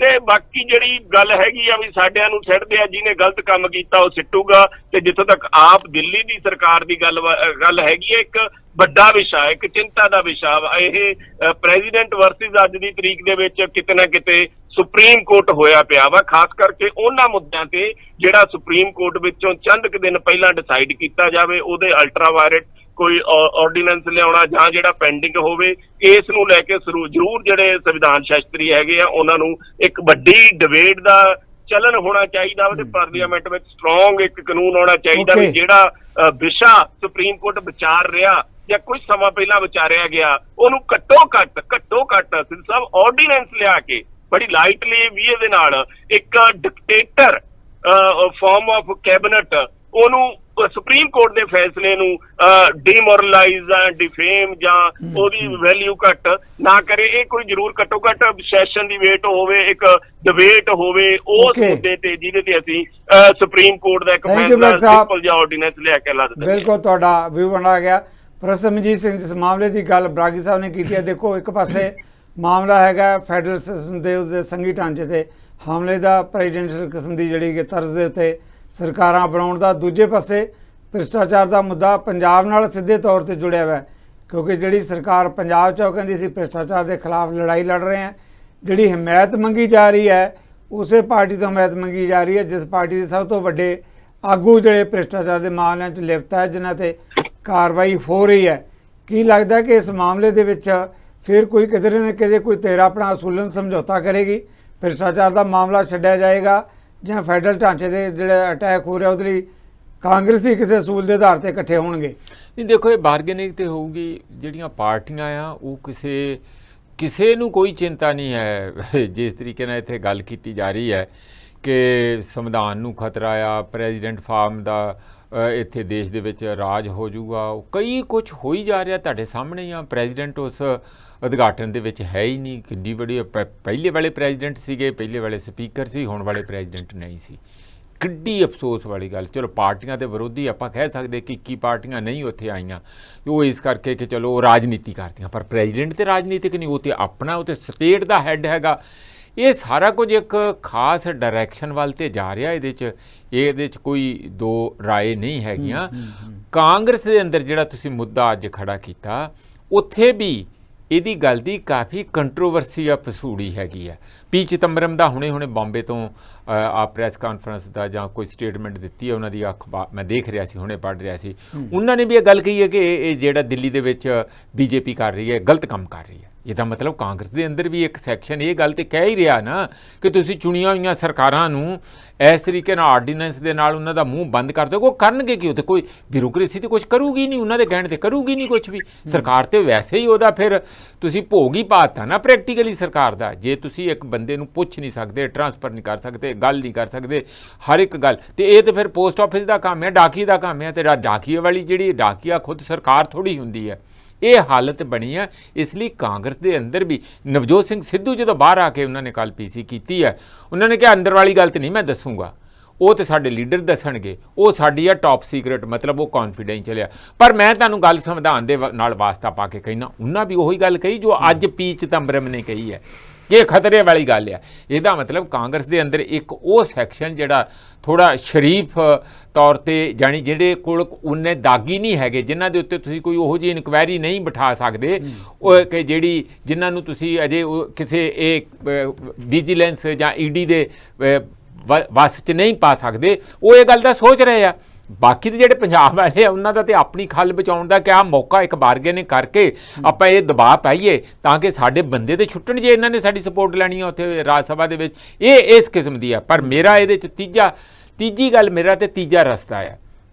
ਦੇਖੋ, ਇਹ ਗੱਲ 'ਚ ਕੋਈ ਦੋ ਰਾਏ ਨਹੀਂ ਹੈਗੀ ਕਿ ਜਿਸ ਢੰਗ ਨਾਲ ਇਹ ਕਰ ਰਹੇ ਜੋਸ਼ੀ ਸਾਹਿਬ, ਜੁਗਨੂੰ ਸੂਰਜ ਨੂੰ ਜੁਗਨੂੰ ਦਿਨੇ ਨਹੀਂ ਹੁੰਦੇ ਹੈ, ਸੂਰਜ ਦਿਨੇ ਹੁੰਦਾ, ਜੁਗਨੂੰ ਰਾਤ ਨੂੰ ਦਿਖਦੇ ਆ। ਔਰ ਜਦੋਂ ਰਾਤ ਪੈ ਰਹੀ ਆ ਦੇਸ਼ ਦੇ ਅੰਦਰ, ਹਨੇਰਾ ਹੋ ਰਿਹਾ, ਰਾਜਨੀਤਿਕ ਹਨੇਰਾ, ਡੈਮੋਕ੍ਰੇਸੀ ਦਾ ਬਿਲਕੁਲ ਗ੍ਰਹਿਣ ਲੱਗ ਚੁੱਕਾ, ਤੇ ਉਦੋਂ ਜੁਗਨੂਆਂ ਦੀ ਵੀ ਰੋਸ਼ਨੀ ਕਾਫੀ ਹੁੰਦੀ ਹੈ। ਇਸ ਤਰੀਕੇ ਨਾਲ ਨਾ ਆਪਾਂ ਦੂਜੇ ਢੰਗ ਨਾਲ ਵੀ ਸੋਚ ਕੇ ਦੇਖੋ, ਵਿਰੋਧੀ ਪਾਰਟੀਆਂ ਦੇ ਪਰਸਪੈਕਟਿਵ ਨਾਲ ਵੀ ਸੋਚ ਕੇ ਦੇਖੋ। ਮੇਰਾ ਤੇ ਸਿੱਧੂ ਸਾਹਿਬ ਇੱਥੇ ਇਹ ਕਹਿਣਾ ਆ ਕਿ ਬਿਲਕੁਲ ਇੱਕ ਏਜੰਡੇ ਦੇ ਇਕੱਠੇ ਹੋ। ਕੱਲਾ ਇੱਕ ਬੰਦਾ ਦਾ ਹੱਥ ਆ ਗਿਆ ਥੱਲੇ ਚੱਕੀ ਦੇ, ਉਹਨੂੰ ਕਢਾਉਣ ਲਈ ਉਹ ਚੀਕਾਂ ਮਾਰਿਆ ਵੀ ਇਹਨੂੰ ਹੁਣ ਛਡਾਓ, ਓਏ ਮੈਨੂੰ, ਓਏ ਮੈਂ ਮਰ ਗਿਆ, ਓਏ। ਇਹੀ ਬੰਦਾ ਜਿਹੜਾ ਕੇਜਰੀਵਾਲ ਆ, 16 ਮਿੰਟ ਦੀ ਸਪੀਚ ਅਸੈਂਬਲੀ 'ਚ ਜਾ ਕੇ ਦਿੱਤੀ ਉੱਥੇ, ਤੇ ਉਹ ਇੱਕ ਫੇਕ ਜੀ ਸਟੋਰੀ ਬਣਾ ਕੇ, ਇੱਕ ਥਾ ਰਾਜਾ ਉਹ ਚਾਹ ਵੇਚਦਾ ਥਾ, ਉਹ ਅਨਪੜ੍ਹ ਹੈ, ਇਹਦੀ ਡਿਗਰੀ ਕੱਢੋ, ਕੇਸ ਕਰੋ। ਕਿ ਇਹ ਗੱਲਾਂ ਕਰਨ ਵਾਲੀਆਂ ਹੈ ਕੇਜਰੀਵਾਲ ਲਈ। ਇਹੀ ਭਗਵੰਤ ਮਾਨ ਇੱਥੇ ਚਰਨਜੀਤ ਸਿੰਘ ਚੰਨੀ ਬਾਰੇ ਕਰੀ ਜਾਂਦਾ, ਤੂੰ ਆ ਜਾਈਂ ਓਏ, ਕੱਲ ਤੱਕ ਆ ਜਾਈਂ, 2 ਵਜੇ ਤੱਕ ਤੈਨੂੰ ਮੈਂ, ਤੂੰ ਹੈ ਕੌਣ ਆ ਪੁੱਛਣ ਵਾਲਾ ਯਾਰ? ਇੰਜ ਤੈਨੂੰ ਜੇ ਚੀਫ ਮਿਨਿਸਟਰ ਬਣਾਤਾ, ਤੂੰ ਲੋਕਾਂ ਨੂੰ ਹੁਣ ਬੇਇੱਜ਼ਤ ਕਰੇਗਾ। ਇਹ ਤਾਂ ਬਹੁਤ ਮਾੜੀ ਗੱਲ ਆ ਕਿ ਤੁਸੀਂ ਆਪ ਹੀ ਕਿਸੇ ਤੇ ਦੋਸ਼ ਲਾਉਂਦੇ ਆ, ਆਪ ਹੀ ਤੁਸੀਂ ਉਸ ਨੂੰ ਲੋਕਾਂ ਵਿੱਚ ਭੰਡ ਦਿੰਦੇ ਆ, ਆਪ ਹੀ ਜੱਜ ਬਣ ਜਾਂਦੇ ਆ ਯਾਰ, ਆਪ ਹੀ ਜੱਜ ਬਣਦੇ ਨੇ ਕਿ ਚੰਗਾ ਫਿਰ ਮੈਂ ਤੈਨੂੰ ਇੰਨੀ ਤਰੀਕ ਨੂੰ ਇੰਨੇ ਵਜੇ ਤੱਕ ਆ ਜਾ, ਨਹੀਂ ਤੇ ਮੈਂ ਤੈਨੂੰ ਸੂਤਰ ਕਰ ਦੂੰ, ਤੇਰੀ ਜੱਜਮੈਂਟ ਸੁਣਾ ਦੂੰਗਾ ਮੈਂ। ਇਹ ਤੇ ਦਾਦਾਗਿਰੀ ਹੈ, ਚੀਫ ਮਿਨਿਸਟਰਾਂ ਵਾਲੀ ਭਾਸ਼ਾ ਨਹੀਂ ਹੈ। ਇਹੀ ਕੇਜਰੀਵਾਲ ਪ੍ਰਧਾਨ ਮੰਤਰੀ ਨਰਿੰਦਰ ਮੋਦੀ ਬਾਰੇ ਲਗਾਤਾਰ ਇਹ ਗੱਲ ਕਰ ਰਹੇ ਸੀ, ਵਿੱਚੇ ਸੰਜੇ ਸਿੰਘ ਵਿੱਚੇ ਹੋਰ। ਇਸ ਤਰੀਕੇ ਦੀ ਰਾਜਨੀਤੀ ਸਾਨੂੰ ਬਿਲਕੁਲ ਮਾੜੀ ਲੱਗਦੀ ਹੈ, ਜਿਹੜੀ ਇੰਡੀਵਿਜੂਅਲ ਟਾਰਗੇਟ ਕਰਕੇ। ਤੁਸੀਂ ਅਸੂਲਾਂ ਦੀ ਰਾਜਨੀਤੀ ਕਰੋ, ਦੇਸ਼ ਦੀ ਕੀਤਾ, ਲੋਕ ਨੀਤੀ ਦੀ ਰਾਜਨੀਤੀ ਕਰੋ, ਲੋਕ ਅਧਿਕਾਰਾਂ ਦੀ ਕਰੋ। ਦੇਸ਼ ਦੇ ਵਿੱਚ ਸੈਕੂਲਰਿਜ਼ਮ ਦਾ ਕੀ ਹਾਲ ਹੋਇਆ, ਦੇਸ਼ ਦੇ ਵਿੱਚ ਬੇਰੁਜ਼ਗਾਰੀ ਦਾ ਕੀ ਹਾਲ ਆ, ਉਹ ਤੁਸੀਂ ਗੱਲਾਂ ਕਰੋ, ਤੇ ਉਹਦੇ ਤੇ ਤੁਸੀਂ ਇਕੱਠੇ ਹੋਵੋ ਤੇ ਰਲ ਕੇ ਚੱਲੋ ਦੇਸ਼ ਦੇ ਬਚਾਉਣ ਦਾ, ਜੇ ਸੰਵਿਧਾਨ ਨੂੰ ਬਚਾਉਣ ਦਾ। ਅਦਰਵਾਈਜ਼ ਜਿਹਨੂੰ ਢਿੱਡ ਪੀੜ ਹੁੰਦੀ ਆ, ਉਹੀ ਭੱਜ ਲੈਂਦਾ, ਕਹਿੰਦਾ ਮੈਨੂੰ ਬਚਾਓ, ਮੈਨੂੰ ਬਚਾਓ। ਇੰਜ ਕੁਛ ਨਹੀਂ ਬਚੂਗਾ, ਤੁਸੀਂ ਉਂਝ ਹੀ ਲੜਦੇ ਰਹੋਗੇ ਤੇ ਨਿੱਜੀ ਸਵਾਰਥਾਂ ਲਈ ਦੇਸ਼ ਨੂੰ ਥੱਲੇ ਸੁੱਟਦੇ ਰਹੋਗੇ। ਜੀ ਚੇਤਨ ਜੋਸ਼ੀ, ਮਾਮਲਾ ਚਾਹੇ ਕੇਜਰੀਵਾਲ ਨੂੰ ਲੈ ਕੇ, ਕਹਿੰਦੇ ਸਵਾਲ ਕੇਜਰੀਵਾਲ ਦਾ ਨਹੀਂ, ਸਵਾਲ ਹੈ ਦੇਸ਼ ਦੇ ਫੈਡਰਲ ਢਾਂਚੇ ਦਾ, ਸੰਘੀ ਢਾਂਚੇ ਦਾ, ਉਹਦੀ ਰਾਖੀ ਕਰਨ ਦਾ। ਜਿਸ ਕਦਰ ਇਸ ਦੇਸ਼ ਦੇ ਅੰਦਰ ਨਵੀਆਂ ਤਬਦੀਲੀਆਂ ਆ ਰਹੀਆਂ, ਬਹੁਤਾਂ ਲਈ ਉਹ ਕਹਿੰਦੇ ਚਿੰਤਾ ਦੀ ਵਜ੍ਹਾ ਹੈਗੀ ਹੈ ਕਿ ਫੈਡਰਲ ਸਿਸਟਮ ਨੂੰ ਖੋਰਾ ਕਿਉਂ ਲੱਗ ਰਿਹਾ। ਭ੍ਰਿਸ਼ਟਾਚਾਰ ਦਾ ਮੁੱਦਾ ਆਪਣੀ ਜਗ੍ਹਾ ਤੇ, ਉਹਦਾ ਨਿਆਂ ਤੇ ਇਨਸਾਫ ਵੱਖਰੇ ਤੌਰ ਤੇ ਹੋਣਾ ਚਾਹੀਦਾ, ਪਰ ਸੰਘੀ ਢਾਂਚੇ ਦੇ ਮਾਮਲੇ ਤੇ ਕੋਈ ਸਮਝੌਤਾ ਜਾਂ ਇਸ ਮਾਮਲੇ 'ਚ ਪਿੱਛੇ ਹਟਿਆ ਜਾਏਗਾ ਤਾਂ ਡੈਮੋਕ੍ਰੇਸੀ ਲਈ, ਜਮਹੂਰੀ ਦੇ ਲਈ ਬਹੁਤ ਵੱਡੀ ਚੁਣੌਤੀ ਤੇ ਚਿੰਤਾ ਦੀ ਵਜ੍ਹਾ ਹੋ ਸਕਦੀ ਹੈ। ਜੀ ਸਿੱਧੂ ਸਾਹਿਬ, ਸਾਨੂੰ ਸੱਤਾ 'ਚ ਲਿਆਂਦਾ ਕਿਹਨਾਂ ਨੇ? ਡੈਮੋਕ੍ਰੇਸੀ ਦੇ ਰੂਲ ਨੇ। ਡੈਮੋਕ੍ਰੇਸੀ ਦਾ ਰੂਲ ਕੀ ਆ ਕਿ ਜਨਤਾ ਨੇ ਵੋਟ ਤੁਹਾਨੂੰ ਪਾਈ ਹੈ। ਜੇ ਜਨਤਾ ਨੇ ਸਾਨੂੰ ਵੋਟ ਪਾਈ ਹੈ ਤੇ ਬਾਰ-ਬਾਰ ਪਾ ਰਹੀ ਆ, ਤੇ ਦਵਾਈ ਕੌਣ ਦੇ ਰਹੇ ਨੇ? ਜਿਨ੍ਹਾਂ ਨੂੰ ਜਨਤਾ ਵੋਟ ਨਹੀਂ ਪਾਉਂਦੀ। ਯਾਨੀ ਕਿ ਫੈਡਰਲ ਢਾਂਚੇ ਦੇ ਉੱਤੇ ਕੁਝ ਨਹੀਂ ਹੋ ਰਿਹਾ, ਇਹ ਉਹਨਾਂ ਦੇ ਉੱਤੇ ਹੋ ਰਿਹਾ ਜਿਹੜੇ ਵਿਚਾਰੇ ਸੱਤਾ 'ਚ ਆ ਨਹੀਂ ਸਕਦੇ ਤੇ ਹੁਣ ਰੌਲਾ ਪਾਉਣ ਲੱਗ ਪਏ ਆ। ਮੈਨੂੰ ਉਹ ਠੀਕ ਇਹ ਕਹਿੰਦੇ ਆ ਨਾ ਕਿ ਵੀ ਜੇ ਸੁਪਰੀਮ ਕੋਰਟ ਨੇ ਹਾਂ, ਹਾਂ। ਕਿਸੇ ਸਰਕਾਰ ਦੇ ਲਈ ਉਹਨੂੰ ਇੱਕ ਅਧਿਕਾਰ ਦਿੱਤੇ ਵੀ ਤੁਸੀਂ ਠੀਕ ਹੈ ਬਦਲੀਆਂ ਜੀ। ਟ੍ਰਾਂਸਫਰਾਂ ਕਰ ਸਕਦੇ ਆ ਹੂੰ ਉਹ ਸੁਪਰੀਮ ਕੋਰਟ ਦਾ ਅਧਿਕਾਰ ਹੀ ਜੇ 4 ਦਿਨਾਂ ਬਾਅਦ ਜਿਹੜਾ ਕੇਂਦਰ ਸਰਕਾਰ ਵੱਲੋਂ ਬਦਲ ਕੇ ਆਰਡੀਨੈਂਸ ਲਿਆਂਦਾ ਜਾਵੇ ਉਸ ਮੁੱਦੇ ਤੇ ਗੱਲ ਕੀਤੀ ਜਾ ਰਹੀ ਹੈ ਨਾ। ਨਹੀਂ ਤੇ ਉਹ ਕਹਿੰਦੇ ਜੇ- ਫਿਰ ਸਰਕਾਰ ਤਾਂ ਡਾਕੀਆ ਸਰਕਾਰ ਰਹੇਗੀ। ਨਹੀਂ, ਜੇ ਆਰਡੀਨੈਂਸ ਜੋ ਇਹਨਾਂ ਨੇ ਗੱਲ ਕੀਤੀ ਆ, ਜੇ ਉਹ ਗੈਰ ਕਾਨੂੰਨੀ ਆ ਤੇ ਜਾਣ ਫਿਰ ਸੁਪਰੀਮ ਕੋਰਟ 'ਚ ਦੁਬਾਰਾ। ਕਮਾਲ ਦੀ ਗੱਲ ਹੈ ਇਹਦੇ 'ਚ। ਆਰਡੀਨੈਂਸ ਗੈਰ ਕਾਨੂੰਨੀ ਨਹੀਂ ਹੁੰਦਾ, ਉਹ ਸੁਪਰੀਮ ਕੋਰਟ ਚੈਲੰਜ ਨਹੀਂ ਹੁੰਦਾ। ਚਲੋ ਨਹੀਂ Notification ਉਹ ਮੈਂ ਹੁੰਦਾ, ਤੁਹਾਡੀ ਗੱਲ challenge। ਮੇਰੀ ਸੁਣੋ ਗੱਲ ਉਹਦੇ ਗੱਲ ਇਹ ਆ, 6 ਮਹੀਨੇ ਜੇ validity ਤੁਹਾਨੂੰ ਆ, ਜੇ ਕੋਈ ਤੁਹਾਨੂੰ ਹਿਲਾ ਕੋਈ ਹੀ ਗਲਤ ਨਹੀਂ ਸਕਦਾ ਲੱਗਦਾ, ordinance ਨੂੰ। ਦੇਖੋ ਤੁਸੀਂ ਸਰ, ਰਾਜਸੀ 6 ਮਹੀਨੇ ਹਿਲਾ ਹੀ ਨਹੀਂ ਸਕਦਾ। 6 ਮਹੀਨੇ ਬਾਅਦ ਉਹਨੇ ਆਪ ਹੀ ਪੂਰਾ ਹੋ ਜਾਣਾ ਜੇ ਕੈਬਨਿਟ ਇਦਾਂ ਨਾ ਮਾ ਪਾਸ ਸਰ, ਕੀਤਾ, ਉਹਨੂੰ ਮਜਬੂਰ ਜੇ ਕਰੋ। ਤੁਸੀਂ ਮੈਨੂੰ ਸੁਪਰੀਮ ਗੱਲ ਕੋਰਟ ਨਹੀਂ challenge ਕਰਨ ਦੇਣੀ, ਹੁੰਦੇ ਮੈਂ ਤੁਹਾਡੀ ਗੱਲ ਸੁਣਨਾ ਪਹਿਲਾਂ ਸੁਣ ਲਈਏ ਕੀ ਕਹਿੰਦੇ ਨੇ। ਨਾ ਸਰ, ਜੋਸ਼ੀ ਸਾਹਿਬ ਤੁਹਾਨੂੰ ਤੁਸੀਂ ਸੱਤਾ ਚੋਂ ਵੋਟਾਂ ਪਾ ਕੇ ਆਏ ਹੋ, ਤੁਹਾਨੂੰ ਕਿਵੇਂ ਰੋਕ ਸਕਦੇ ਹੋ? ਨਹੀਂ ਤੇ ਤੁਸੀਂ ਇੱਥੇ ਬੈਠੇ ਬੈਠੇ ਗੱਲ ਕਰ ਰਹੇ, ਮੈਨੂੰ ਤੇ ਆਪਣੀ ਗੱਲ ਕਰ ਲੈਣ ਦਿਓ ਨਾ। ਇਹ ਤਾਂ ਜਨਤਾ ਦੇ ਨੁਮਾਇੰਦੇ ਆ। ਕਰੋ ਤੁਹਾਨੂੰ ਚੈਨਲ ਨੇ ਸੱਦਿਆ, ਸਾਨੂੰ ਜਨਤਾ ਨੇ ਵੋਟ ਪਾ ਕੇ ਬਿਠਾਇਆ ਪਾਰਲੀਮੈਂਟ 'ਚ, ਸੋ ਸਾਨੂੰ ਗੱਲ ਕਰ ਲੈਣ ਦਿਓ। ਤੁਸੀਂ ਰਾਜਨੀਤਿਕ ਵਿਸ਼ਲੇਸ਼ਕ ਵਾਲੀ ਗੱਲ ਜ਼ਰੂਰ ਕਰੋ, ਤੁਹਾਡਾ ਸਵਾਗਤ ਆ, ਤੁਹਾਡਾ ਹੱਕ ਵਾ। ਇਹ ਤੁਹਾਨੂੰ ਜਮਹੂਰੀਅਤ ਨੇ ਹੱਕ ਦਿੱਤਾ, ਤੁਸੀਂ ਸਾਨੂੰ ਕੁਝ ਵੀ ਕਹਿ ਸਕਦੇ ਜੇ, ਅਸੀਂ ਸਵਾਗਤ ਕਰਾਂਗੇ ਤੁਹਾਡੀ ਇਸ ਗੱਲ ਦਾ, ਲੇਕਿਨ ਸਾਡੀ ਵੀ ਤੇ ਕੋਈ ਰਿਸਪੈਕਟ ਕਰੋ ਨਾ। ਅਸੀਂ ਪਾਰਟੀ ਦੇ ਵੱਲੋਂ ਆਏ ਗੱਲ ਕਰਦੇ। ਠੀਕ ਕੀਤਾ। ਨਹੀਂ ਤੁਹਾਨੂੰ ਹੱਕ ਆ। ਅਸੀਂ ਕੀ ਕੀਤਾ ਕੀ ਨਹੀਂ ਕੀਤਾ 24 'ਚ ਲੱਗ ਜੂਗਾ ਪਤਾ। ਉਹ ਕਮ ਸੇ ਕਮ ਸਾਨੂੰ ਗੱਲ ਤਾਂ ਕਰ ਲੈਣ ਦਿਓ। ਠੀਕ ਕੀਤਾ। ਅਸੀਂ ਕੀ ਕੀਤਾ ਕੀ ਨਹੀਂ ਕੀਤਾ। ਓਹੋ ਮੇਰੀ ਗੱਲ ਸੁਣੋ, ਤੁਸੀਂ ਪੋਲੀਟੀਕਲ ਐਨਾਲਿਸਿਸ ਜੇ, ਤੁਸੀਂ ਠੀਕ ਆ ਜੋ ਕਹਿਤਾ। ਅਸੀਂ ਯਾਰ ਜਨਤਾ ਵੱਲੋਂ ਚੁਣ ਕੇ ਆਏ ਆ, ਮੈਡਮ ਭੈਣ ਸਾਡੀ ਸੋਲ ਹੋਣੀ ਜਨਤਾ ਵੱਲੋਂ ਨੁਮਾਇੰਦਗੇ ਬਣ ਕੇ ਆਏ ਜੇ, ਤੁਸੀਂ ਤੇ ਪੋਲੀਟੀਕਲ ਐਨਾਲਿਸਿਸ ਆਪਣਾ ਐਨਾਲਿਸਿਸ ਕਰਤਾ, ਅਸੀਂ ਸਵਾਗਤ ਕਰਦੇ ਹਾਂ ਤੁਹਾਡਾ। ਵੱਡੇ ਭਾਈ ਤੁਸੀਂ ਗਲਤ ਬੋਲ ਰਹੇ ਸੀ। ਮੈਂ ਕਿਹਾ ਜੀ ਮੈਂ ਤੇ ਗਲਤ ਬੋਲਦਾ ਪਿਆ ਵਾਂ ਤੇ ਓਹੋ ਜੇ ਮੈਂ ਸਿੱਧੀ ਗੱਲ ਕਹੀ, ਜੋ ਕੀਤਾ ਗਿਆ ਵਾ ਸੈਂਟਰ ਗਵਰਨਮੈਂਟ ਵੱਲੋਂ, ਜੇ ਤੁਹਾਨੂੰ ਉਹ 'ਚ ਗਲਤੀ ਲੱਗਦੀ ਆ ਤੇ ਤੁਸੀਂ ਉਹਨੂੰ ਦੇਖੋ ਵੀ ਕਾਨੂੰਨੀ ਤੌਰ ਤੇ ਕਿੱਥੇ ਗਲਤ ਆ, ਤੁਸੀਂ ਵਿੱਚ ਹੀ ਬੋਲ ਪਏ। ਗੱਲ ਤਾਂ ਯਾਰ ਸੁਣ ਲਿਆ ਕਰੋ ਕਿਸੇ ਦੀ, ਜਾਂ ਤੁਹਾਨੂੰ ਬੋਲਣ ਦਾ ਮੌਕਾ ਹੀ ਗਲੋਬਲ ਟੀਵੀ ਤੇ ਮਿਲਦਾ ਤਾਂ ਤੁਸੀਂ ਗੱਲ ਕਰ ਰਹੇ ਜੇ। ਕਮ ਸੇ ਕਮ ਸਾਨੂੰ ਸਾਡੀ ਗੱਲ ਰੱਖ ਲੈਣ ਦਿਓ, ਫਿਰ ਜੋ ਮਰਜ਼ੀ ਬੋਲਿਓ। ਤਾਂ ਹੀ ਗੱਲ ਕਰ ਰਹੇ ਆ। ਨਹੀਂ ਤੁਸੀਂ ਫੇਰ ਵਿੱਚ ਬੋਲੀ ਜਾਂਦੇ ਜੇ, ਤੁਸੀਂ ਫੇਰ ਵਿੱਚ ਬੋਲੇ। ਗੱਲ ਤਾਂ ਸੁਣ ਲਓ ਯਾਰ ਸਾਡੀ, ਕੀ ਗੁਨਾਹ ਕਰ ਲਿਆ ਅਸੀਂ ਤੁਹਾਡੇ ਕੋਲ ਜੇ ਆ ਹੀ ਗਏ ਤੇ। ਨਹੀਂ ਮਹਿਮਾਨ ਦੇ ਤੌਰ ਤੇ ਮਹਿਮਾਨ ਦੇ ਤੌਰ ਤੇ ਗੱਲ ਕਰ ਰਹੇ ਹਾਂ ਨਾ। ਰਾਜਨੀਤਿਕ ਵਿਸ਼ਲੇਸ਼ਕ ਨੂੰ ਵੀ ਦੱਸੋ ਜੀ ਤੁਹਾਡੀਆਂ ਹੱਦਾਂ ਕੀ ਨੇ, ਸਾਨੂੰ ਸਾਡੀਆਂ ਹੱਦਾਂ ਦੱਸੋ। ਚੇਤਨ ਜੀ ਉਹਨਾਂ ਦਾ ਅਧਿਕਾਰ ਆ, ਤੁਹਾਡਾ ਆਪਣਾ ਅਧਿਕਾਰ ਆ, ਤੁਸੀਂ ਆਪਣੀ ਫਿਰ ਜੇ ਅਧਿਕਾਰ ਆ ਤੇ ਫਿਰ ਮੈਨੂੰ ਸਮੇਂ ਦੀ ਤੇ ਪਾਲਣਾ ਕਰ ਲੈਣ ਦਿਓ ਜੀ। ਬਿਲਕੁਲ ਆਪਣੀ ਗੱਲ ਜੇ ਸਮੇਂ ਦੇ ਵਿੱਚ ਮੈਂ ਗੱਲ ਕਰ ਰਿਹਾ, ਤੁਸੀਂ ਹੱਸ ਕੇ ਗੱਲ ਕਰਨ ਦੇ ਜੇ, ਹੋ ਸਕਦਾ ਤੁਹਾਡੀ ਗੱਲ ਨੂੰ ਸਾਡੀ ਪਬਲਿਕ ਰਿਜੈਕਟ ਕਰ ਦੇ। ਤੁਸੀਂ ਜਿੰਨੀ ਗੱਲ ਉਹਨਾਂ ਨੇ ਕੀਤੀ ਤੁਸੀਂ ਅਗੇਨ ਨੇ ਇੱਕ ਲਿਖੀ ਸੀ ਨਾ ਪੋਇਮ, ਬੜੀ ਵਧੀਆ। ਅਗੇਨ ਨੇ ਇੱਕ ਬਹੁਤ ਵਧੀਆ ਪੋਇਮ ਲਿਖੀ ਸੀ, ਹਮ ਦਵੀਪ ਹੈ ਧਾਰਾ ਨਹੀਂ ਜੋ ਬਹਿ ਜਾਏਂਗੇ। ਉਹਨੇ ਵੀ ਬੁੱਧੀਜੀਵੀਆਂ ਦੇ ਉੱਤੇ ਕਟਾਕਸ਼ ਕੀਤਾ ਸੀ। ਉਹ ਗੱਲ ਸੁਣ ਲਓ ਪਹਿਲਾਂ, ਕੀ ਪਤਾ ਮੈਂ ਕੀ ਗੱਲ ਕਰਦਾ। ਹੁਣ ਸੈਂਟਰ ਗਵਰਨਮੈਂਟ ਨੇ ਜੇ ਇਹ ਡਿਸੀਜਨ ਲਿਆ ਵਾ, ਆਪਣੀ ਗੱਲ ਕਰੋ। ਜੇ ਸੈਂਟਰ ਗਵਰਨਮੈਂਟ ਨੇ ਇਹ ਫੈਸਲਾ ਲਿਆ, ਫੈਸਲਾ ਇਦਾਂ ਨਹੀਂ ਲਿਆ ਜਾਂਦਾ। ਜਾਂ ਤੇ ਆਪੋਜੀਸ਼ਨ ਪਾਰਟੀਆਂ ਦੇ ਵਿੱਚ ਕੋਈ ਤਰਕ ਹੋਵੇ। ਅੱਜ ਕੇਜਰੀਵਾਲ ਸਾਹਿਬ ਕਿਹਨਾਂ ਵੱਲ ਜਾ ਰਹੇ ਨੇ, ਜਿਨ੍ਹਾਂ ਨੂੰ ਸਭ ਤੋਂ ਵੱਧ ਭ੍ਰਸ਼ਟ ਕਹਿ ਕੇ, ਚਾਹੇ ਉਹ ਸਮਾਜਵਾਦੀ ਪਾਰਟੀ ਹੈ, ਚਾਹੇ ਉਹ ਕਾਂਗਰਸ ਪਾਰਟੀ ਹੈ। ਉਹਨੇ ਕਿਹੜੇ ਦਰਵਾਜ਼ੇ ਖੜਕਾਉਣ ਦੀ ਗੱਲ ਕੀਤੀ। ਇੱਕ ਬੰਨੇ ਪੰਜਾਬ 'ਚ ਕਹਿੰਦੇ ਅਸੀਂ ਪਾਣੀ ਨਹੀਂ ਦੇਣਾ, ਦੂਜੇ ਬੰਨੇ ਰਾਜਸਥਾਨ ਸਰਕਾਰ ਦੇ ਨਾਲ ਗੱਲ ਕਰਕੇ ਆਏ ਤੇ 1000 ਦੀ ਥਾਂ ਤੇ 1250 ਜਿਹੜਾ ਕਿੰਨਾ ਕਿਊਸਿਕ ਜੋ ਵੀ ਹੁੰਦਾ ਵਾ, ਉਹ ਪਾਣੀ ਦੀ ਸਹਿਮਤੀ ਦੇ ਕੇ ਆਏ। ਸੋ ਕਹਿਣ ਦਾ ਮਤਲਬ ਇਹ ਆ ਕਿ ਇਹ ਜਿਹੜੇ ਦੋਗਲੀ ਨੀਤੀ ਦੇ ਨਾਲ ਤੁਸੀਂ ਬਿਆਨ ਦੇ ਸਕਦੇ ਹੋ, ਆਪਣੇ ਚੰਗੇ ਸ਼ਬਦਾਂ ਦੇ ਨਾਲ ਦਲੀਲ ਦੇ ਕੇ ਤੁਸੀਂ ਬਹਿਸ ਨੂੰ ਇੱਕ ਮੋੜ ਦੇ ਸਕਦੇ ਹੋ, ਲੇਕਿਨ ਜਿਹੜੀ ਜ਼ਰੂਰਤ ਹੁੰਦੀ ਨਾ ਲੋਕਾਂ ਦੀ, ਉਹ ਜ਼ਰੂਰਤਾਂ ਜਦੋਂ ਪੂਰੀਆਂ ਹੁੰਦੀਆਂ ਨੇ। ਵਿਰੋਧੀ ਧਿਰ ਵੱਲੋਂ ਚੌਧਰੀ ਜੀ ਇੱਕ ਸਵਾਲ, ਹਾਂਜੀ ਵਿਰੋਧੀ ਧਿਰ ਵੱਲੋਂ ਕੋਈ ਸਵਾਲ ਇਹ ਉੱਠ ਰਿਹਾ ਕਿ ਜਿੱਦਾਂ ਭ੍ਰਿਸ਼ਟਾਚਾਰ ਦਾ ਮਾਮਲਾ ਹੈ, ਆਪਣੇ ਜਿਹੜੇ ਮਹਿਮਾਨ ਆ ਉਹਨਾਂ ਦੇ ਵੀ ਕਹਿੰਦੇ ਭ੍ਰਿਸ਼ਟਾਚਾਰ ਦੇ ਮੁੱਦੇ ਤੇ ਕੋਈ ਸਮਝੌਤਾ ਨਹੀਂ। ਦੂਜੇ ਮੁੱਦਿਆਂ ਤੇ ਨਿੱਜੀ ਹਿੱਤ ਕਿਸੇ ਦੇ ਹੋ ਸਕਦੇ ਆ, ਕਿਸੇ ਵਿਅਕਤੀ ਦੇ ਵੀ ਹੋ ਸਕਦੇ ਆ, ਧਿਰ ਦੇ ਵੀ ਹੋ ਸਕਦੇ ਆ। ਸਵਾਲ ਜਿਹੜਾ ਖੜਾ ਕੀਤਾ ਜਾ ਰਿਹਾ ਉਹਨਾਂ ਵੇਲੇ ਖੜਾ ਕੀਤਾ ਜਾ ਰਿਹਾ ਕਿ ਜਿਹੜਾ ਫੈਡਰਲ ਸਿਸਟਮ ਹੈ, ਦੇਸ਼ ਦਾ ਜਿਹੜਾ ਸੰਘੀ ਢਾਂਚਾ ਹੈ, ਉਹਦੇ ਤੇ ਕੋਈ ਸਮਝੌਤਾ ਨਹੀਂ ਹੋਣਾ ਚਾਹੀਦਾ, ਉਹ ਕਾਇਮ ਰਹਿਣਾ ਚਾਹੀਦਾ। ਉਸ ਮੁੱਦੇ ਤੇ ਗੱਲ ਕਰ ਰਹੇ ਉਸ ਮੁੱਦੇ ਦੇਖੋ ਇਹ ਗੱਲ ਜੇ ਕੋਈ ਗਲਤੀ ਹੈ ਤਾਂ ਉਹਦੇ ਨਾਲ ਫੈਡਰਲ ਸਿਸਟਮ ਨੂੰ ਨਹੀਂ ਜੋੜਿਆ ਜਾ ਸਕਦਾ। ਦੇਖੋ ਫੈਡਰਲ ਸਿਸਟਮ ਦੀ ਤਾਂ ਗੱਲ ਕਰਨ ਜੇ ਸਾਡਾ ਇਹਨਾਂ ਨਾਲ ਮੁਕਾਬਲਾ ਫਸਵਾਂ ਹੋਵੇ ਤੇ ਬਹੁਤ ਘੱਟ ਮਾਰਜਨ ਹੋਵੇ। ਇਹ ਤਾਂ ਕਿਤੇ ਨੇੜੇ ਤੇੜੇ ਹੀ ਹੈ ਨਹੀਂ ਗੱਲ ਕਰਨ ਵਾਸਤੇ। ਪਬਲਿਕ ਵੋਟ ਪਾਉਂਦੀ ਐਵੇਂ ਥੋੜੀ ਪਾਉਂਦੀ ਵੋਟ। ਪੰਜਾਬ ਦੇ ਵਿੱਚ ਵੋਟ ਪਈ ਸੀ ਇੱਕ ਬਦਲਾਵ ਨੂੰ ਲੈ ਕੇ, ਠੀਕ ਆ, ਉਹ ਬਦਲਾਵ ਨਹੀਂ ਆ ਸਕਿਆ, ਲੇਕਿਨ ਉਹ 5 ਸਾਲ ਤੇ ਝੱਲਣੇ ਪੈਣੇ, 4 ਸਾਲ ਹੋਰ। ਜੇ ਅੱਜ ਉਹ ਕਹਿੰਦੇ ਨਾ ਪਬਲਿਕ ਨੇ ਸਾਨੂੰ ਵੋਟ ਪਾਈ ਆ, ਜਿਹੜੀ ਸੱਚਾਈ ਇਹਦੇ ਵਿੱਚ ਇੱਕੋ ਚੀਜ਼ ਆਉਂਦੀ ਆ ਵੀ ਕਈ ਕਾਰਨ ਹੁੰਦੇ ਨੇ ਕੋਈ ਫੈਸਲੇ ਲੈਣ ਵਾਸਤੇ। ਅੱਜ ਜੇ ਤੁਸੀਂ ਇਹੋ ਗੱਲ ਕਰਦੇ ਪਏ ਜੇ ਤੇ ਪੰਜਾਬ ਦੇ ਵਿੱਚ ਇੱਕ ਬੜੀ ਰਿਸਪੈਕਟੇਬਲ ਅਜੀਤ ਅਖਬਾਰ ਆ, ਹਮਦਰਦ ਸਾਹਿਬ ਦੇ ਉੱਤੇ ਵਿਜੀਲੈਂਸ ਲਾਤੀ ਹੈ। ਜੇ ਹਮਦਰਦ ਸਾਹਿਬ ਨੇ ਕੋਈ ਗਲਤ ਕੰਮ ਕੀਤਾ ਹੋਏਗਾ ਉਹ ਵੀ ਸਾਹਮਣੇ ਆ ਜਾਊਗਾ, ਜੇ ਉਹਨਾਂ ਨੇ ਸਹੀ ਕੰਮ ਕੀਤਾ ਹੋਊਗਾ ਉਹ ਵੀ ਸਾਹਮਣੇ ਆ ਜਾਊਗਾ। ਲੇਕਿਨ ਗੱਲ ਇਹ ਹੈਗੀ ਆ ਕਿ ਜੇ ਕੋਈ ਧੂਆਂ ਉਠਾ ਹੈ ਆਗ ਕहीं लगी होगी। ਅੱਜ ਕੇਜਰੀਵਾਲ ਸਾਹਿਬ ਦੀ ਇੱਕ ਪ੍ਰਸ਼ਨ ਚਿੰਨ੍ਹ ਆਉਂਦਾ ਵਾ ਬਈ ਇਹਦਾ ਮਤਲਬ ਤੁਸੀਂ ਅੱਜ ਸਾਰੇ ਕਰਪਟ ਪਾਰਟੀਆਂ ਇਕੱਠੀਆਂ ਹੋ ਕੇ ਕਰਪਟ ਪਾਰਟੀ ਦਾ ਫਰੰਟ ਬਣਾ ਰਹੇ ਹੋ। ਇੱਕ ਕੁਐਸਚਨ ਆ, ਅੱਜ ਤੁਸੀਂ ਇਹਨਾਂ ਨੂੰ ਕੁਐਸਚਨ ਨਹੀਂ ਕਰਦੇ ਪਏ ਕਿ ਜਿਹੜੀਆਂ ਪਾਰਟੀਆਂ, ਜਿਹੜੇ ਪਰਿਵਾਰ ਜਿਨ੍ਹਾਂ ਨੂੰ ਤੁਸੀਂ ਸਭ ਤੋਂ ਵੱਡੇ ਭ੍ਰਸ਼ਟ ਪਰਿਵਾਰ ਕਹਿੰਦੇ ਸੀ, ਸਭ ਤੋਂ ਵੱਡੀ ਭ੍ਰਸ਼ਟ ਪਾਰਟੀਆਂ ਕਹਿੰਦੇ ਜੇ, ਅੱਜ ਉਹਨਾਂ ਦਾ ਤੁਸੀਂ ਇੱਕ ਫਰੰਟ ਬਣਾ ਕੇ ਆਪਣੇ ਆਪ ਨੂੰ ਨੁਮਾਇੰਦਾ ਪੇਸ਼ ਕਰ ਰਹੇ ਹੋ ਉਹਨਾਂ ਦਾ। ਇਹਦਾ ਮਤਲਬ ਇਹ ਲੜਾਈ ਹੋ ਗਈ ਹੈ centre government versus corrupt front. ਅੱਜ ਤੁਹਾਨੂੰ ਉਹ ਫਰੰਟ ਚੰਗਾ ਲੱਗਣ ਲੱਗ ਪਿਆ, ਕਿਉਂ? ਕਿਉਂਕਿ ਤੁਹਾਡੇ ਸਿਰ ਤੇ ਪੈ ਗਈ। ਉਦੋਂ ਕਿੱਥੇ ਗਏ ਸੀ? ਕੀ ਸ਼ਬਦ ਨਹੀਂ ਬੋਲੇ ਇਹਨਾਂ ਲੋਕਾਂ ਨੇ, ਕੀ ਵਰਡਿੰਗ ਨਹੀਂ ਯੂਜ਼ ਕੀਤੀ ਇਹਨਾਂ ਨੇ। ਔਰ ਇਹਨਾਂ ਨੇ ਸ਼੍ਰੋਮਣੀ ਅਕਾਲੀ ਦਲ ਬਾਦਲ ਵੱਲੋਂ ਜਿਹੜੀਆਂ ਪੰਜਾਬ, ਕਿਉਂਕਿ ਸਾਡੀ ਸਹਿਯੋਗੀ ਪਾਰਟੀ ਸੀ, ਅਸੀਂ ਉਹਨਾਂ ਦੇ ਨਾਲ ਸੱਤਾ 'ਚ ਸੀ, ਚਾਹੇ ਛੋਟੇ ਭਰਾ ਦੇ ਰੂਪ ਸੀ। ਅੱਜ ਇਹਨਾਂ ਦੇ ਕੋਲ ਕੋਈ ਉਹਨਾਂ ਦੇ ਖਿਲਾਫ ਬਰਗਾੜੀ ਕਾਂਡ ਦਾ ਕੋਈ ਸਿਸਟਮ ਨਿਕਲਿਆ? ਚਿੱਟੇ ਕੀ ਅੱਜ ਨਹੀਂ ਵਿਗੰਡੇ? ਕਿ ਅੱਜ ਲੋਕੀ ਨਸ਼ੇ ਖਾ ਕੇ ਡਿੱਗਣ ਦੇ ਅੱਜ ਮੌਤਾਂ ਨਹੀਂ ਹੋ ਰਹੀਆਂ?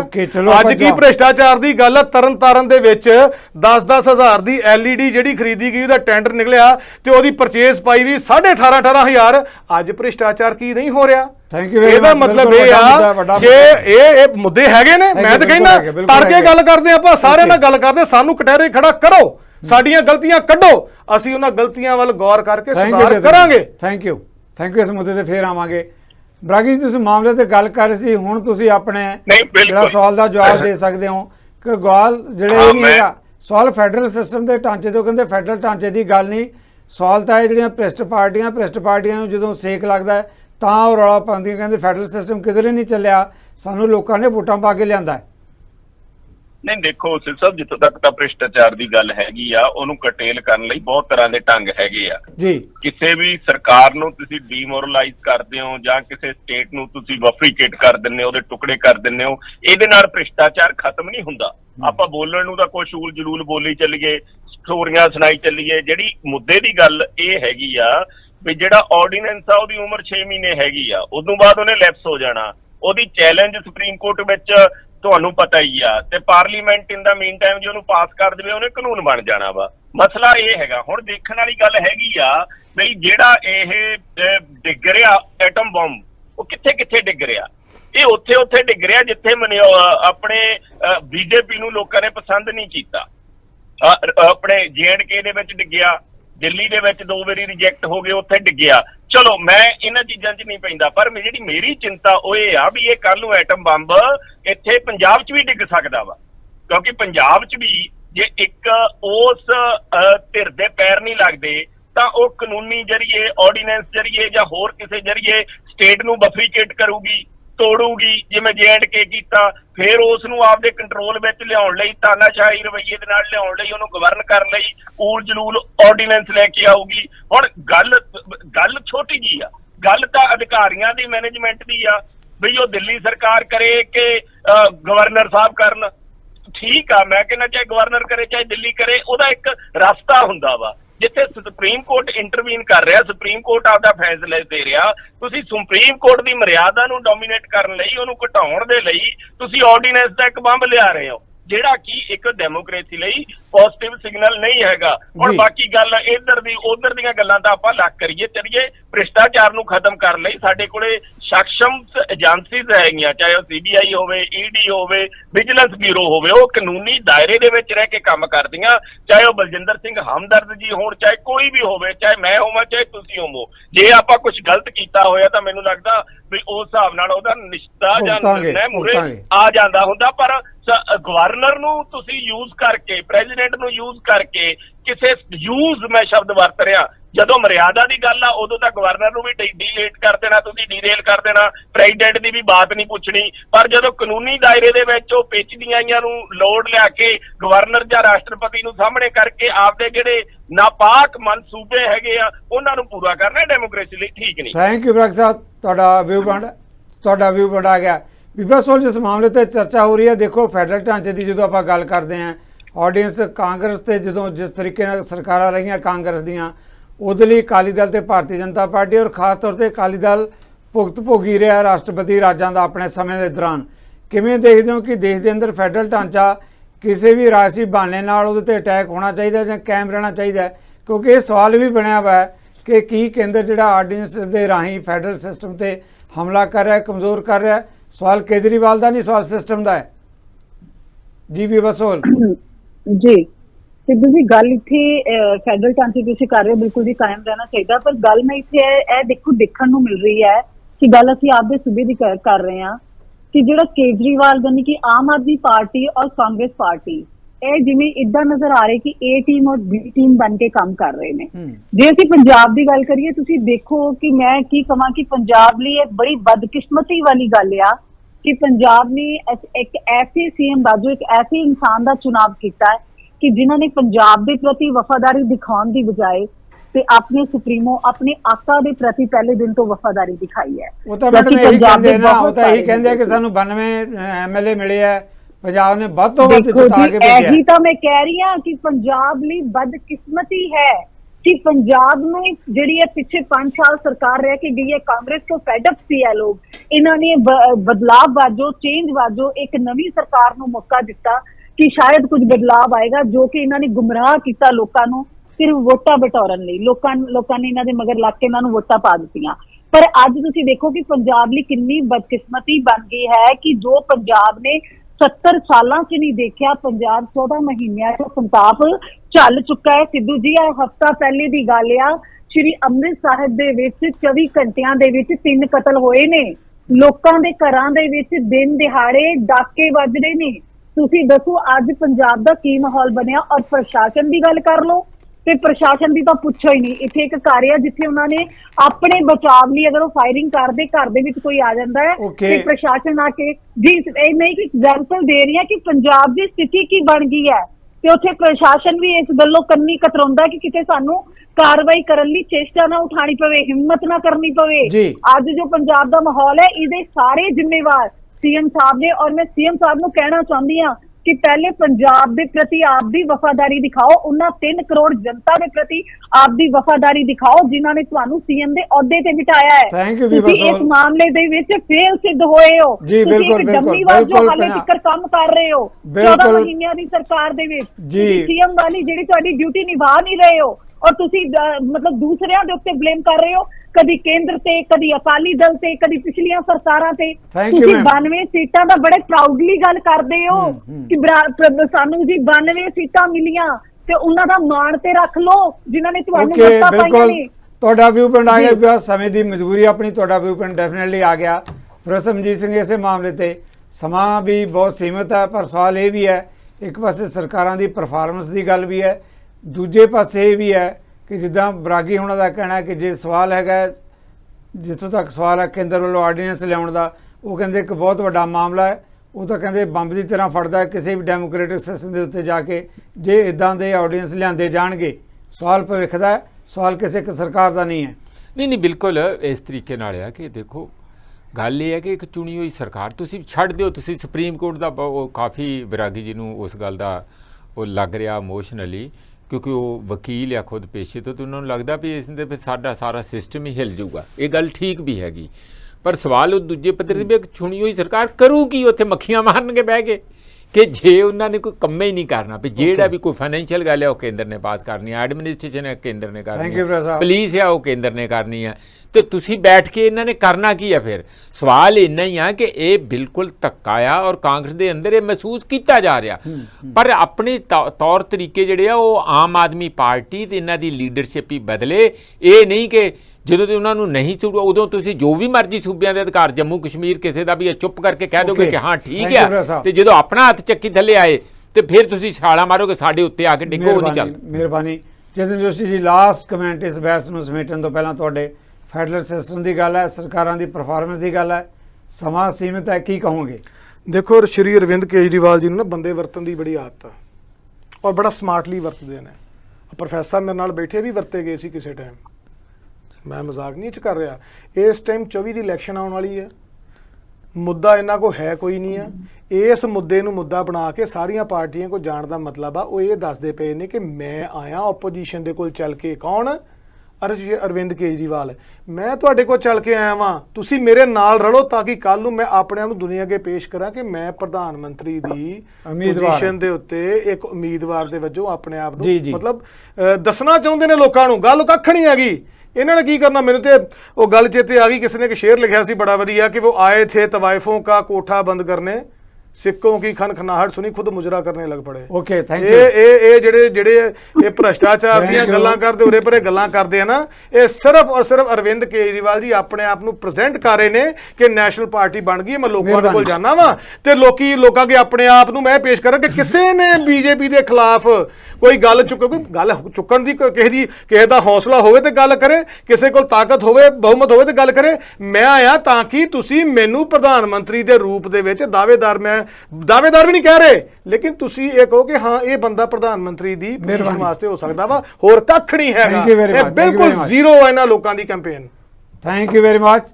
ਬਹੁਤ ਬਹੁਤ ਸਾਰੇ ਮਹਿਮਾਨਾਂ ਦਾ ਧੰਨਵਾਦ। ਜਿਸ ਮੁੱਦੇ ਤੇ ਆਪਾਂ ਚਰਚਾ ਕੀਤੀ ਹੈ, ਆਮ ਆਦਮੀ ਪਾਰਟੀ ਅਰਵਿੰਦ ਕੇਜਰੀਵਾਲ ਆਰਡੀਨੈਂਸ ਦੇ ਮੁੱਦੇ ਤੇ ਜਿਸ ਤਰੀਕੇ ਨਾਲ ਵਿਰੋਧੀ ਧਿਰਾਂ ਤੱਕ ਮੁਹਿੰਮ ਚਲਾ ਰਿਹਾ ਹੈ, ਪਹੁੰਚ ਕਰ ਰਿਹਾ ਹੈ ਕਿ ਵਾਕਈ ਸਵਾਲ ਜਿਹੜਾ ਹੈਗਾ ਫੈਡਰਲ ਢਾਂਚੇ ਦਾ ਜਾਂ ਸਵਾਲ ਇੱਕ ਸਰਕਾਰ ਦਾ ਜਾਂ ਇੱਕ ਨੇਤਾ ਦਾ, ਜਿੱਦਾਂ ਵਿਰੋਧੀ ਧਿਰਾਂ ਕਹਿ ਰਹੀਆਂ ਉੱਦਾਂ ਹੀ ਹਾਕਮ ਧਿਰ ਵੀ ਕਹਿ ਰਹੀ ਹੈ ਕਿ ਸਵਾਲ ਇਹ ਹੈ ਕਿ ਪ੍ਰਧਾਨ ਮੰਤਰੀ ਦਾ ਅਗਲਾ ਉਮੀਦਵਾਰ ਕੌਣ ਹੋਏਗਾ।